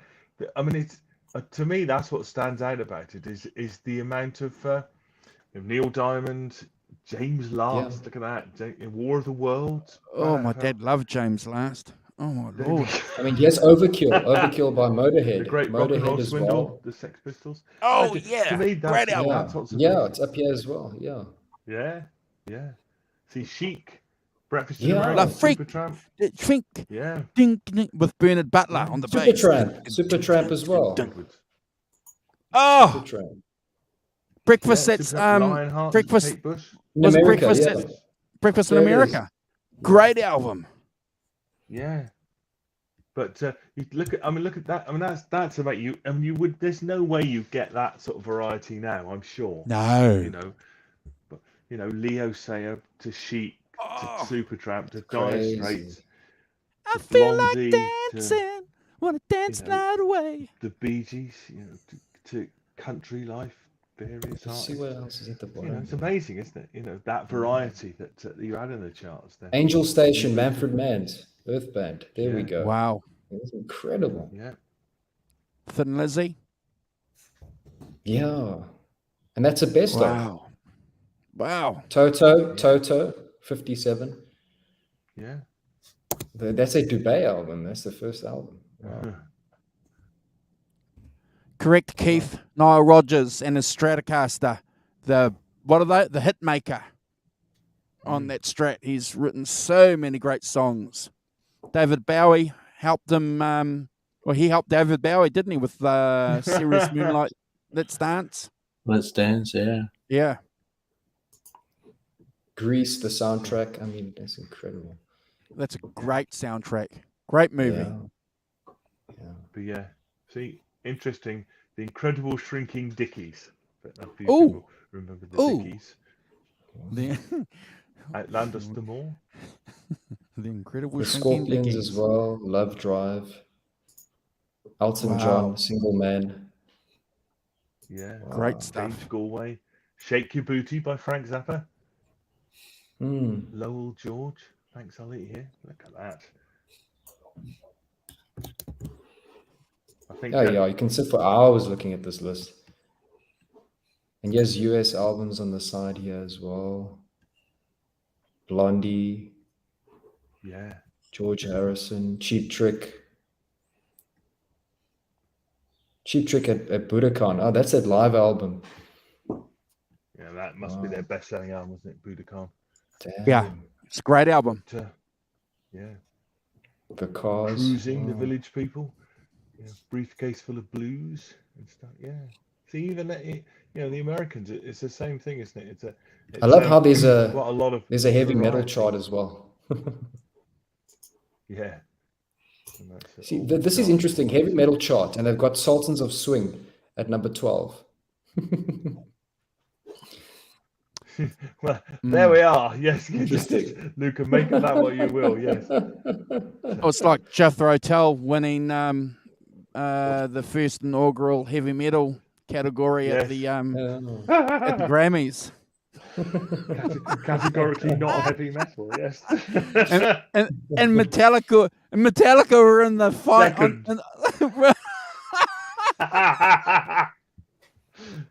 That was That's good, isn't it? That's funny. You've got to laugh.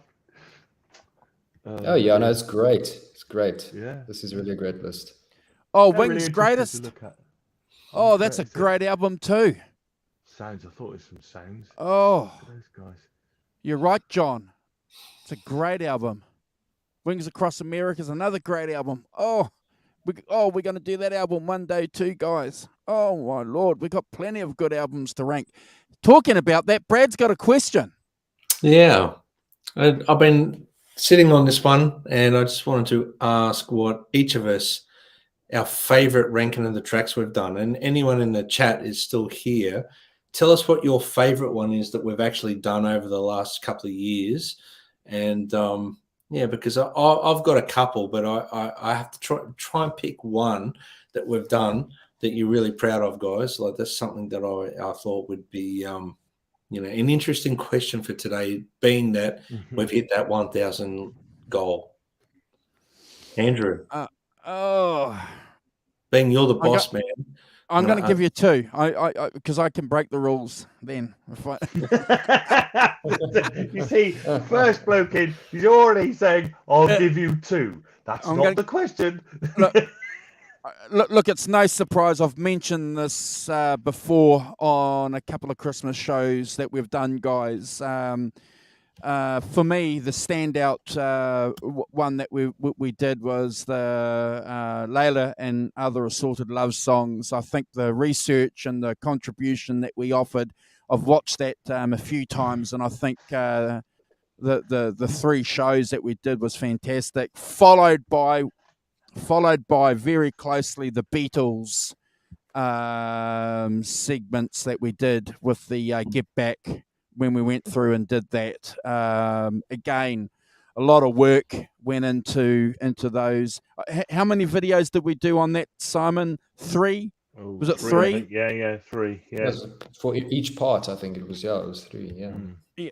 And and then we did the introduction and the background and So those, Brad, will be favorites for a long, long time. I look forward to when we reach 2000 for you asking that next question again. But certainly the rankings, and I'm going to cheat and give you another one on the 5150 show.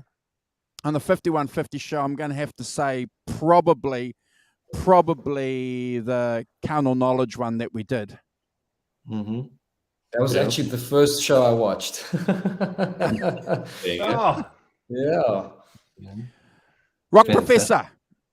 I agree with you. I think Layla for me, another was absolutely top achievement from us on doing that. I think we did again a couple of shows at least, maybe two shows, maybe 3. I think and there's lots written about that album, so there's a lot to say about it. But nevertheless, I thought we dug deep and we and did a fantastic job. And also, I really enjoyed doing Physical Graffiti as well, because Oh yeah, that was a good one. Led Zeppelin are probably one of my favorite bands. And the more we do Led Zeppelin, the more my admiration grows for Jimmy Page. I just to be able to. I actually listened to Physical Graffiti the day before yesterday. I went through it. Wow. You can never have too much Led Zeppelin, Luca. Just the opening song, just Custard Pie. I mean, That's Custard Pie. No, it's fantastic. Wouldn't mind a custard pie right now. Yeah. Who wouldn't? Yes, yeah. So I think those are my 2 favourites. I think looking back. Yeah. You, Brad? For me, I've got a lot of favourites. I'm proud of pretty much all the ones we've done. I think we've made a fairly good contribution to the record and gone through everything that I think is necessary. But we are fans, so it's hard to get all the facts right because we are fans. But I'm very proud of the Beatles ones we've done, including the Get Back. I loved Abbey Road. Because Abbey Road's like my favorite record of all time. So I've loved doing that. I've loved all the Zeppelin ones we've done because I'm a massive fan. The Zoso show contribution to the song remains the same. I think we had fun on that, and we hit a lot of really, really positive things within that show. Because the movie does get a little bit of negativity from time to time about it, and I think we've skipped all that, which is great. And the first show we did with Garba on for that one, which was really cool. But I think I've probably missed a ton of the other shows as well that we've done. I loved all the Sabbath ones we've done, and as you guys know, I'm a Deep Purple nut, so all the Deep Purple ones have been fantastic. The Clapton stuff we've done with Michael have been great as well. His contribution has been amazing. But I have to side with Andrew. I think the Layla and other assorted love songs one we did was fantastic.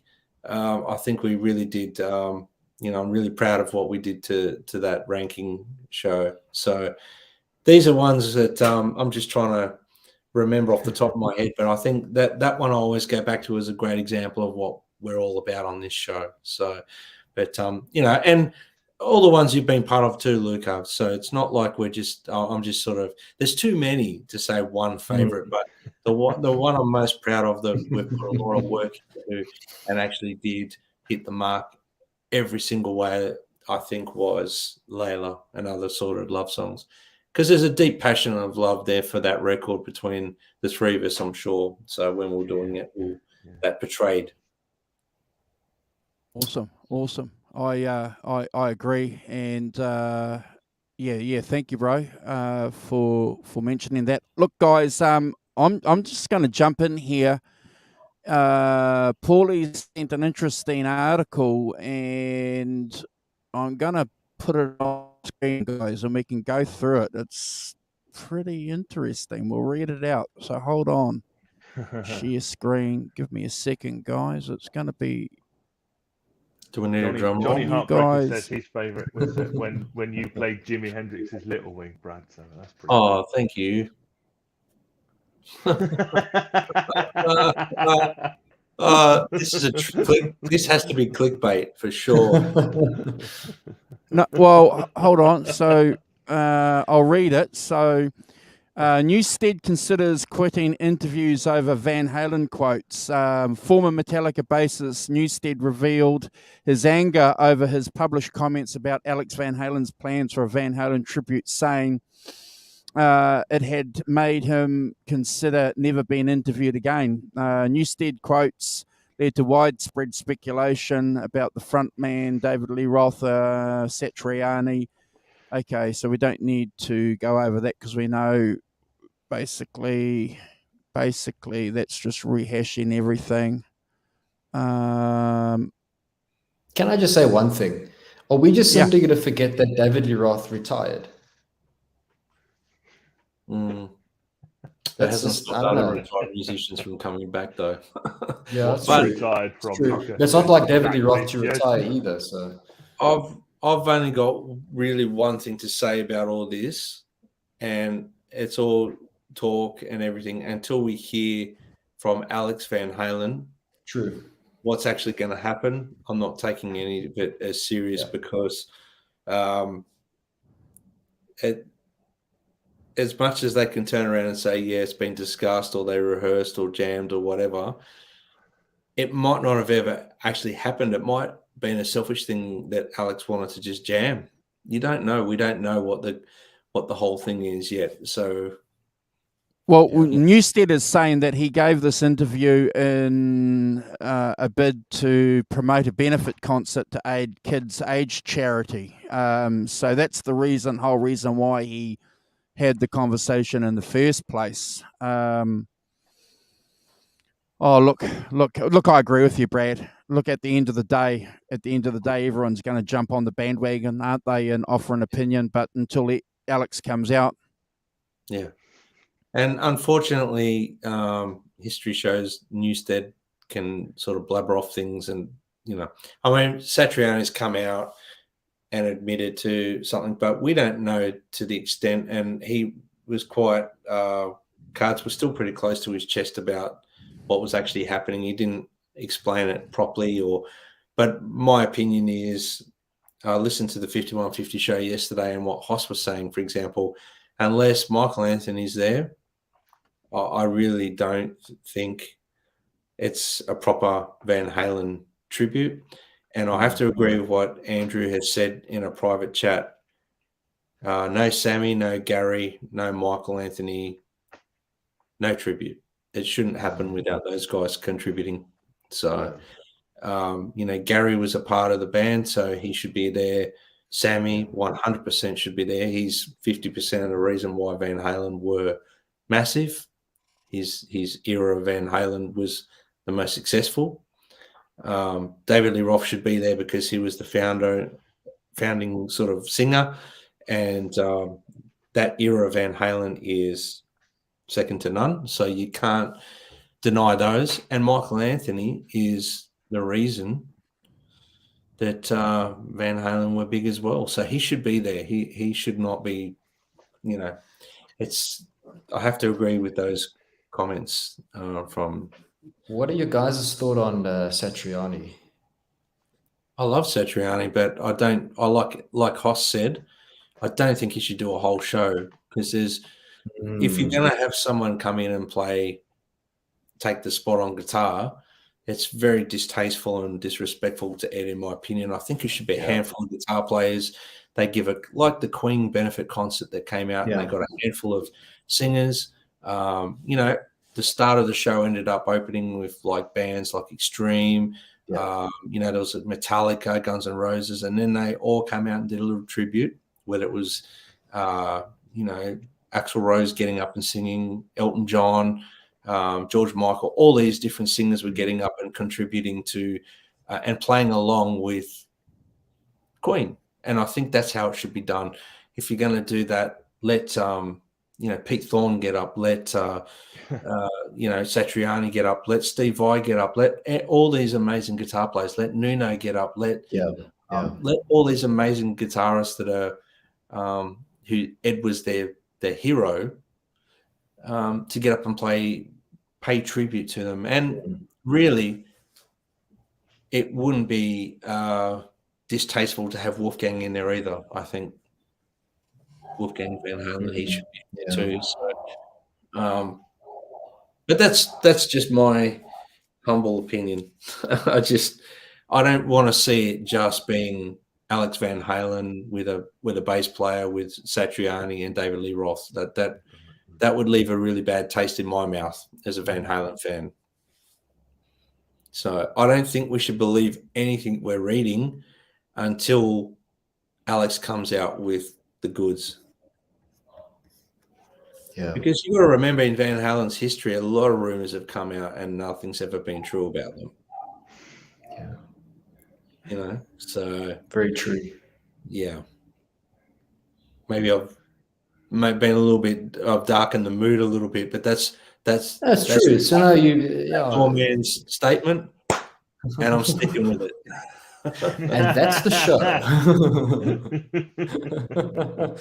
No, it's true. No. Yeah, look, I agree. I agree. I was sorry for cutting you off, Luca, but our show's about opinions, bro. So you're fine. So, Luca, what's your opinion, brother? Want to hear it? Look, and I agree with Brad 100%. It should be like the Freddie Mercury tribute concert format. It should be like that. It should be guys who are admirers of Ed's playing and his contribution to music, getting up and saying their piece for him and what he meant to them and what he does mean to them still. And yeah, I think Brad, you covered it 100%. The other thing, look, I think Van Halen fans are typically very sensitive, especially now. I think we all are very sensitive about this topic and just anything related to Van Halen. I think just because a lot wasn't happening with the last couple of years and the lot of fake news and rumors and things like that.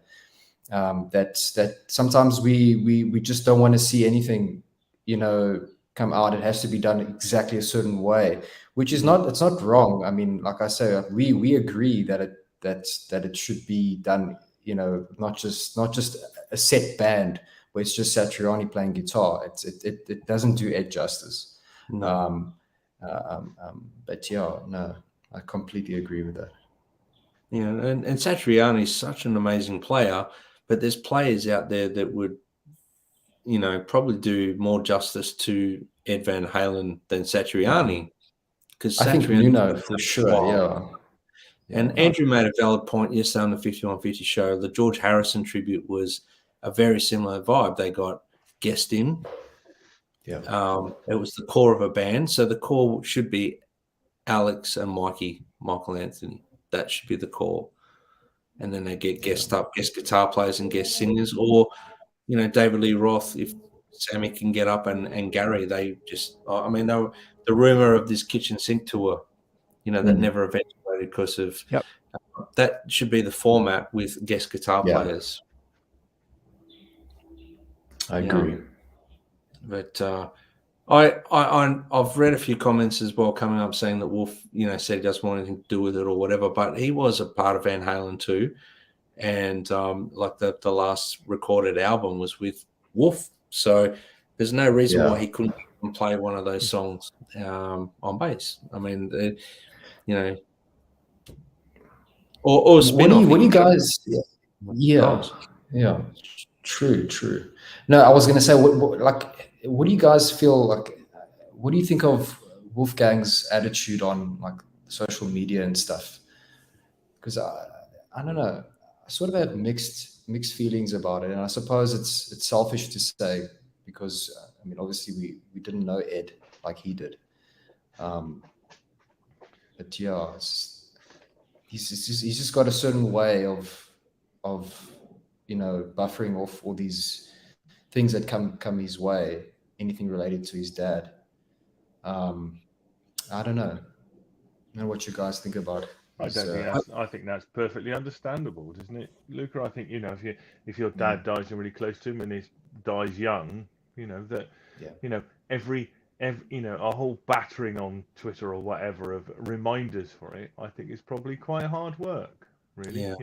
If you're trying to work through the grieving process, we know, if you're in denial and then you're in shock, then you're angry, kind of thing, And I think, where he is on the mourning curve of that, I think it's perfectly understandable. I also think it's understandable that he's got a career of his own, and therefore he wants to keep some distance between, otherwise you just get embroiled in doing, all that stuff about, can you play some Van Halen songs? No, I'm not doing Van Halen songs. It's not Van Halen thing. This is my thing. I've got an album out. I think that's the right thing for him. I think he pays attention to his own stuff, and the Van Halen thing is for Alex and co to deal with, and and organise. And if he's a part of something, then that's good. But I don't think he's not going to sort of push it on and promote it. I think it's still. I hear what you're saying, Simon, but I think there's a bit of responsibility there too on Wolfgang's behalf, whether he likes it or not. It's a fact that he is the son of one of the greatest guitar players and musicians that the world's ever known. So there is that connection, and he's not going to escape that.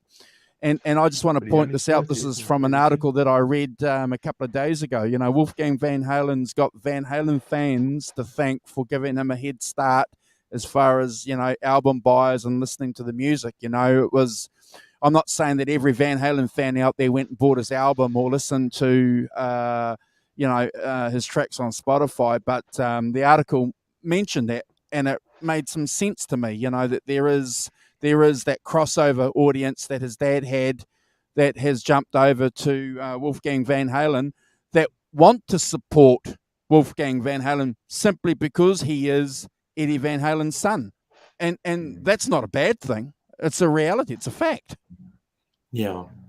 I think it's going to take time for him to accept that responsibility and take it on. I think it's a year and a half since Eddie died. I think it's still in grieving terms. That's him. That's still pretty recent. And stuff. And so I wouldn't imagine. I think he's only 30, isn't he? He's only 30. It's like there's a lot of stuff in, Andrew, what you've just said, to kind of unpack and deal with and work out what your position is. And I wouldn't. I'm not saying 30. I'm just saying that's an article. that was an article that I read. Okay, yes, fair enough. Sorry. Yes. I think I've already turned it into that. Yeah. I think Wolf. I totally agree with him in his own solo career. He shouldn't play Van Halen, but for a tribute benefit, for his father, who else better to have up at his son? That's what I'm saying. Oh yeah. Yeah. So it's a one-off gig. If it was not if it's a tour, then I don't agree with him being part of it, because he's got his own career. Mm-hmm. And him reacting and dealing with the trolls the way he does. At first, I was like, oh, this boy's troubled, but he's grieving, and people are giving him a hard time about not playing Panama and things like that, which that's not his thing. So I agree with him in a sense to shoot the trolls down. The only fear for me with that is, stalkers for him moving forward. Like people, that can be quite a scary situation for him moving forward. If he upsets someone, that's my only fear for him. Is he's young and he's shooting, straight back at them. Maybe he's better off just ignoring it or deleting him and just moving on. That's my only advice would be for him as a, on a personal note, would be to maybe just not let it get to him but I'm sure it does because his father's just passed away. You see, we can't put ourselves in his shoes at the moment. So, as Andrew alluded to, Eddie was one of the greatest guitarists that the world's ever seen to this date, and musicians. So, and songwriters. He's one of the greatest songwriters of all time. So, yeah, it would be difficult pill to swallow to have that shadow over your head with starting your own career. So, I agree. Totally avoid playing Van Halen in your own career. But if Al's doing a tribute for his brother, then his son should be part of it. I know if I was Ed, I'd want my son to be part of it. That's what I'm saying. It'd be like, it's not being disrespectful to Van Halen or to Wolfgang in his own solo career to do a one-off performance playing a song he played on, or he played bass on. What's wrong with that? That he played bass on one album, A Different Kind of Truth. Yeah, so maybe play one of those songs with him as a tribute to his dad. Not play guitar. I'm not saying get on and type Eruption and stuff. No, I'm not saying that. I'm saying do something that he was part of. In that he was, like it or not, he was a part of Van Halen's history, and without Wolf being part of Van Halen's history, we wouldn't have got any more from Ed at all. Yeah. Can we say good morning to I Carlos? think it's Good morning, Carlos. Hope you're good. Hey, Carlos. Good to see you, brother. Long time no see. Yeah. No, I agree, think John. it's- He I shouldn't think be it's- a part of it.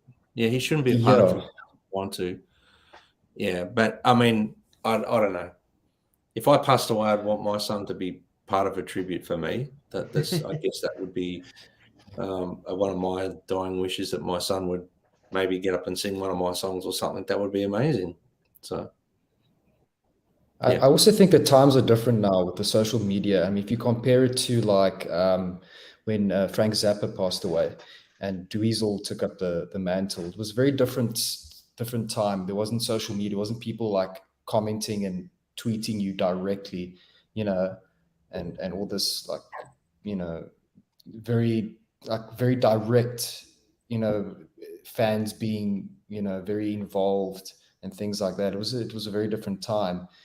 But from his point of view, from Dweezil Zappa's point of view, I mean, he embraced it, and he was doing Zappa Plays Zappa shows, and I mean, he's kept it alive, Cheers, Keith. But I suppose it's different.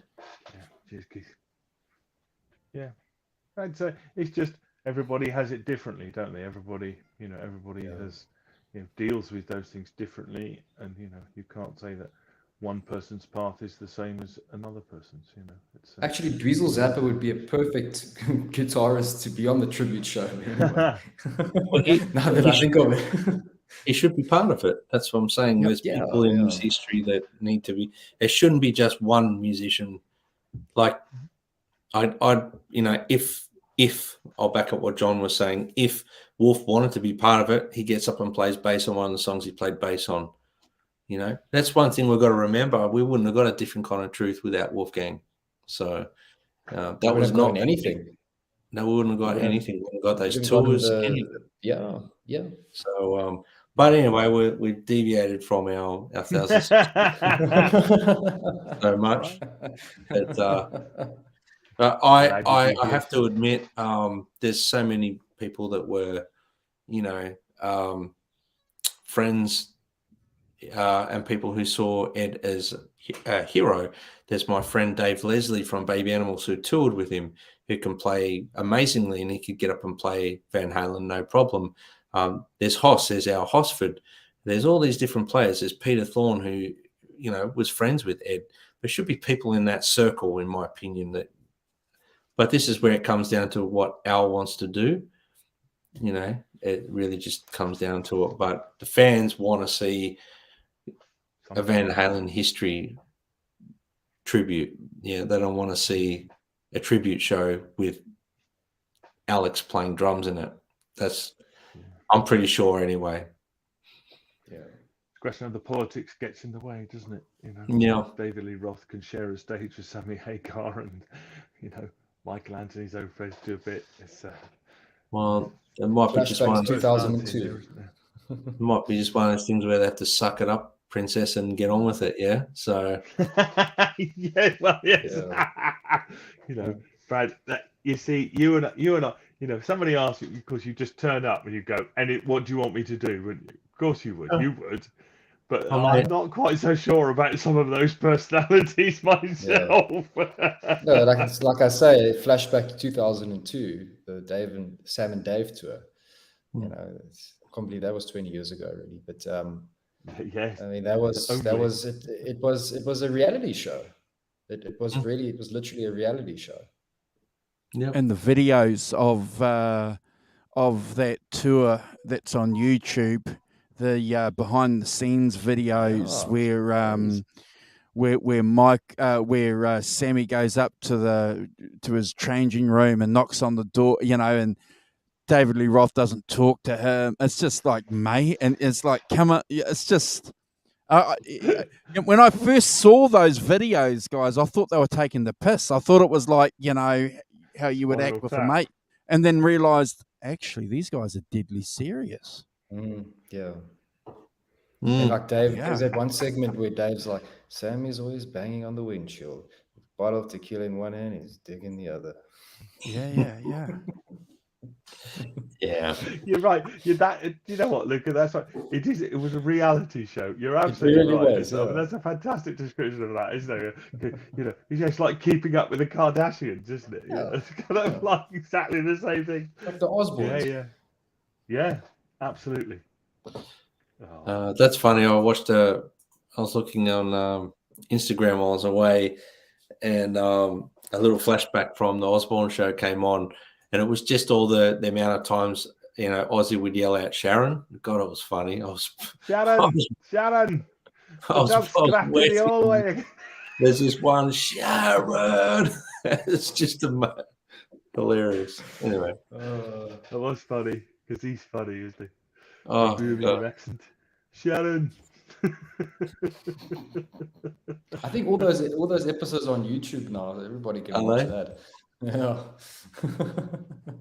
Hilarious. Oh, it's mayhem, and there's some weird comments. There's some weird stuff.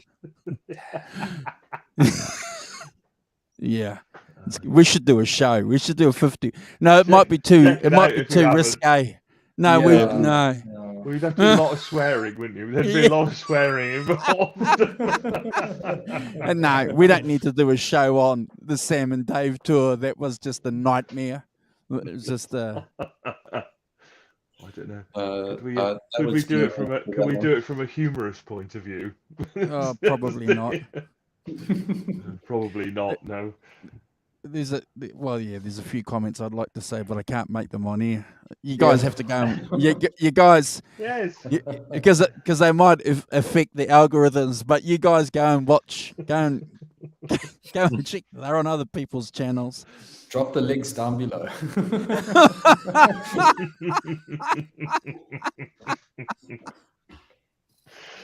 See for yourself.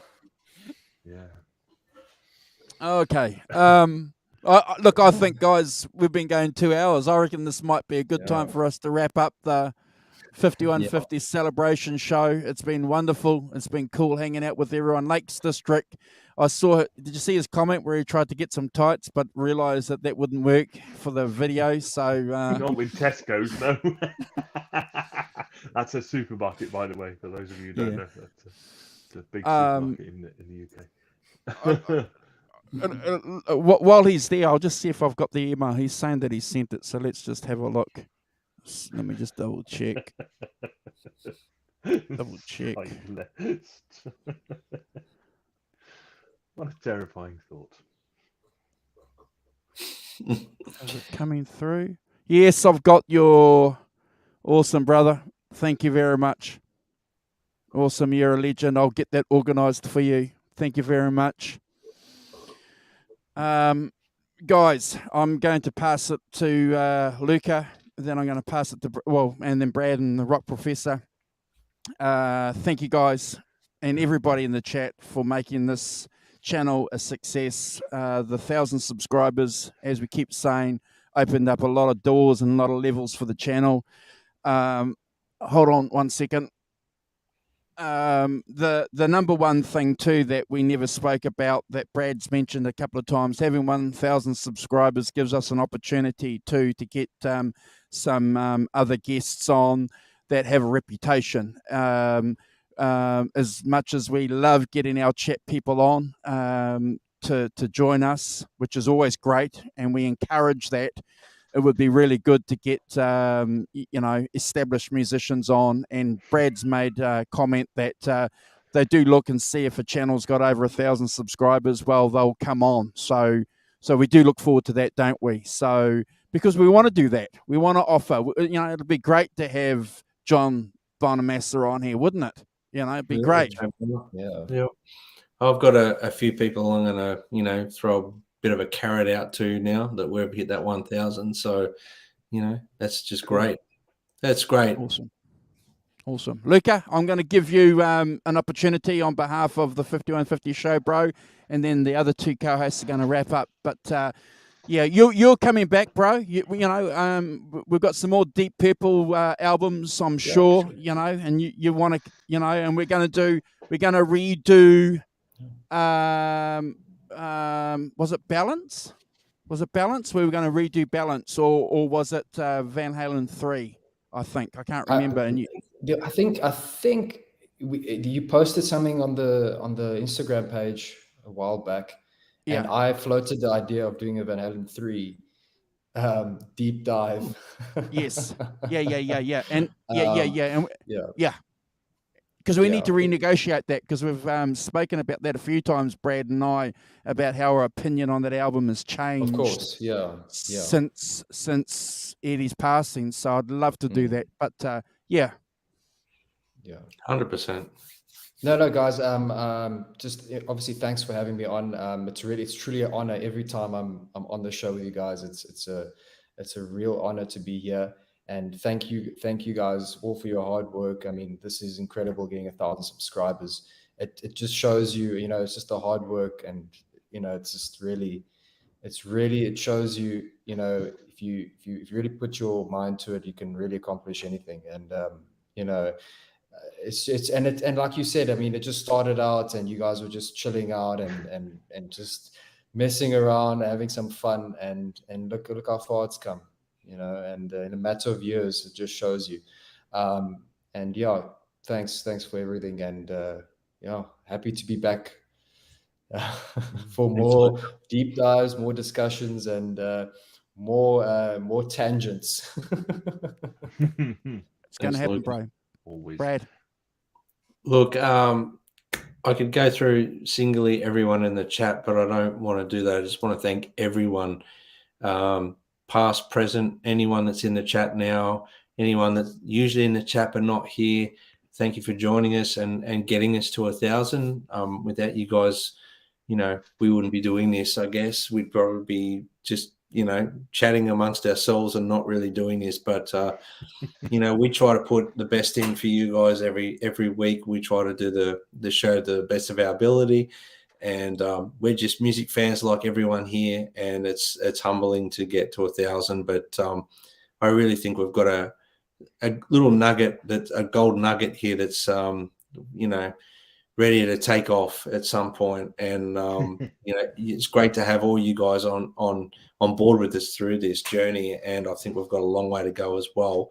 But super proud of our achievement and where we've gotten to. So. Thank you, guys. Thank you, and Andrew and Simon. Thanks for having me on with open arms from the minute I pretty much had an interview with you guys till now. It's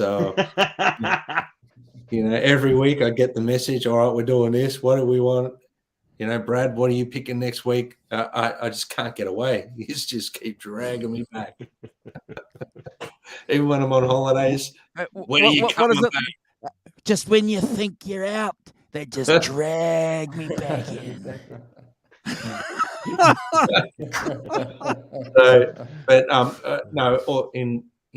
In all honesty and truthfulness, I wouldn't do it if I didn't enjoy it. So thank you guys. It's been great. And I've learnt a lot from you guys. It's been great. Yeah. I've learnt a lot. One of the joys of it, isn't it?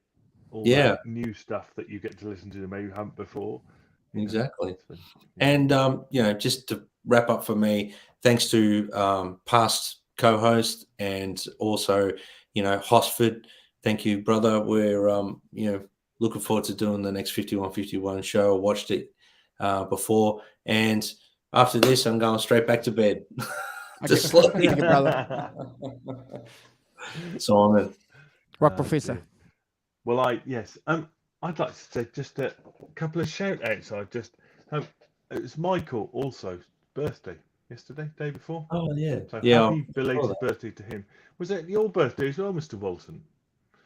Yeah, yesterday, brother. Yep. Possibly. Yes. What? There we are. So happy birthday to you. Oh, Happy wow. birthday to the Yeah, boss. thank you. That quite, didn't you? Man, that needs a whole nother show. Yes. We need to do a whole nother Thought- show just on that. Oh, Yeah, thought you'd get away with it, didn't you? Yes. should've Thought we just pass you by and not mention it. Oh no, we're not. We're Mate. mentioning it. Only been Hey. 2 hours and 15 minutes. Andrew, that's just a sign, mate. Nothing gets past the Rock Professor. Okay, he's Yeah. got his eye on the book the whole time. Sucking Oh, up no, I to the boss. appreciate- That's what I'm doing. No. Happy birthday, Andrew. I wish I had happy known birthday, because we man. would have announced it at the start. I had no idea. It's okay, brother. I just want us to get together as a team, and celebrate the success of the channel. That was more important to me because, we had planned this, and I mean it. I just wanted to hang out with you guys and talk about the channel. But thank you for the birthday wishes. Every day Everyone- above ground is a good day. Yes, still above Everyone. ground and annoying people. Everyone, pour yourself a shot of your favorite drink and salute Andrew. All right, that's Cheers. what I want you to do tonight. Cheers.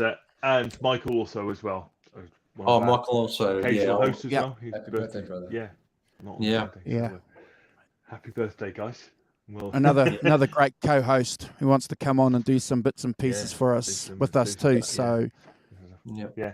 yeah, I'd like to echo both my co-hosts, or my admiration and thanks to the people in the chat who are consistently funny, intelligent, with great comments, lots of knowledge and stuff, and try and take that on board as much as we can.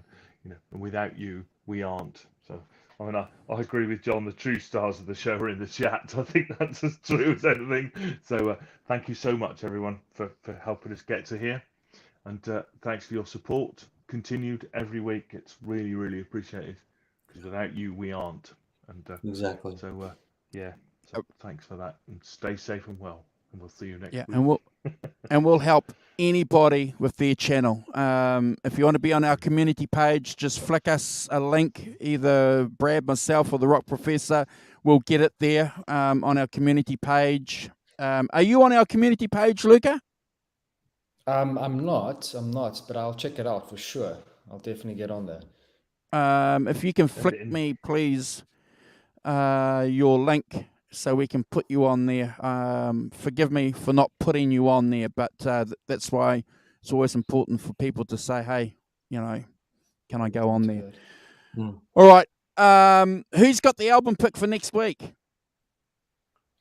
Ooh, that's me. Brad? Okay. All right. So, guys, if you want to know what the album is... I did last week, so it can't be me. Okay, so it must be Brad. All right. If you guys go to Brad's Instagram, easy, Brad Cook Music, he'll release there on his stories the album that we're going to do, and after about 3 or 4 days, we'll put it here on the channel. But no doubt it'll be a good one. Yeah, it will be rocker. Yeah. Rocker. All right, we're out of here, guys. God bless. Be cool. Take care, all. See you next See week. you guys. Stay safe and well. Bye.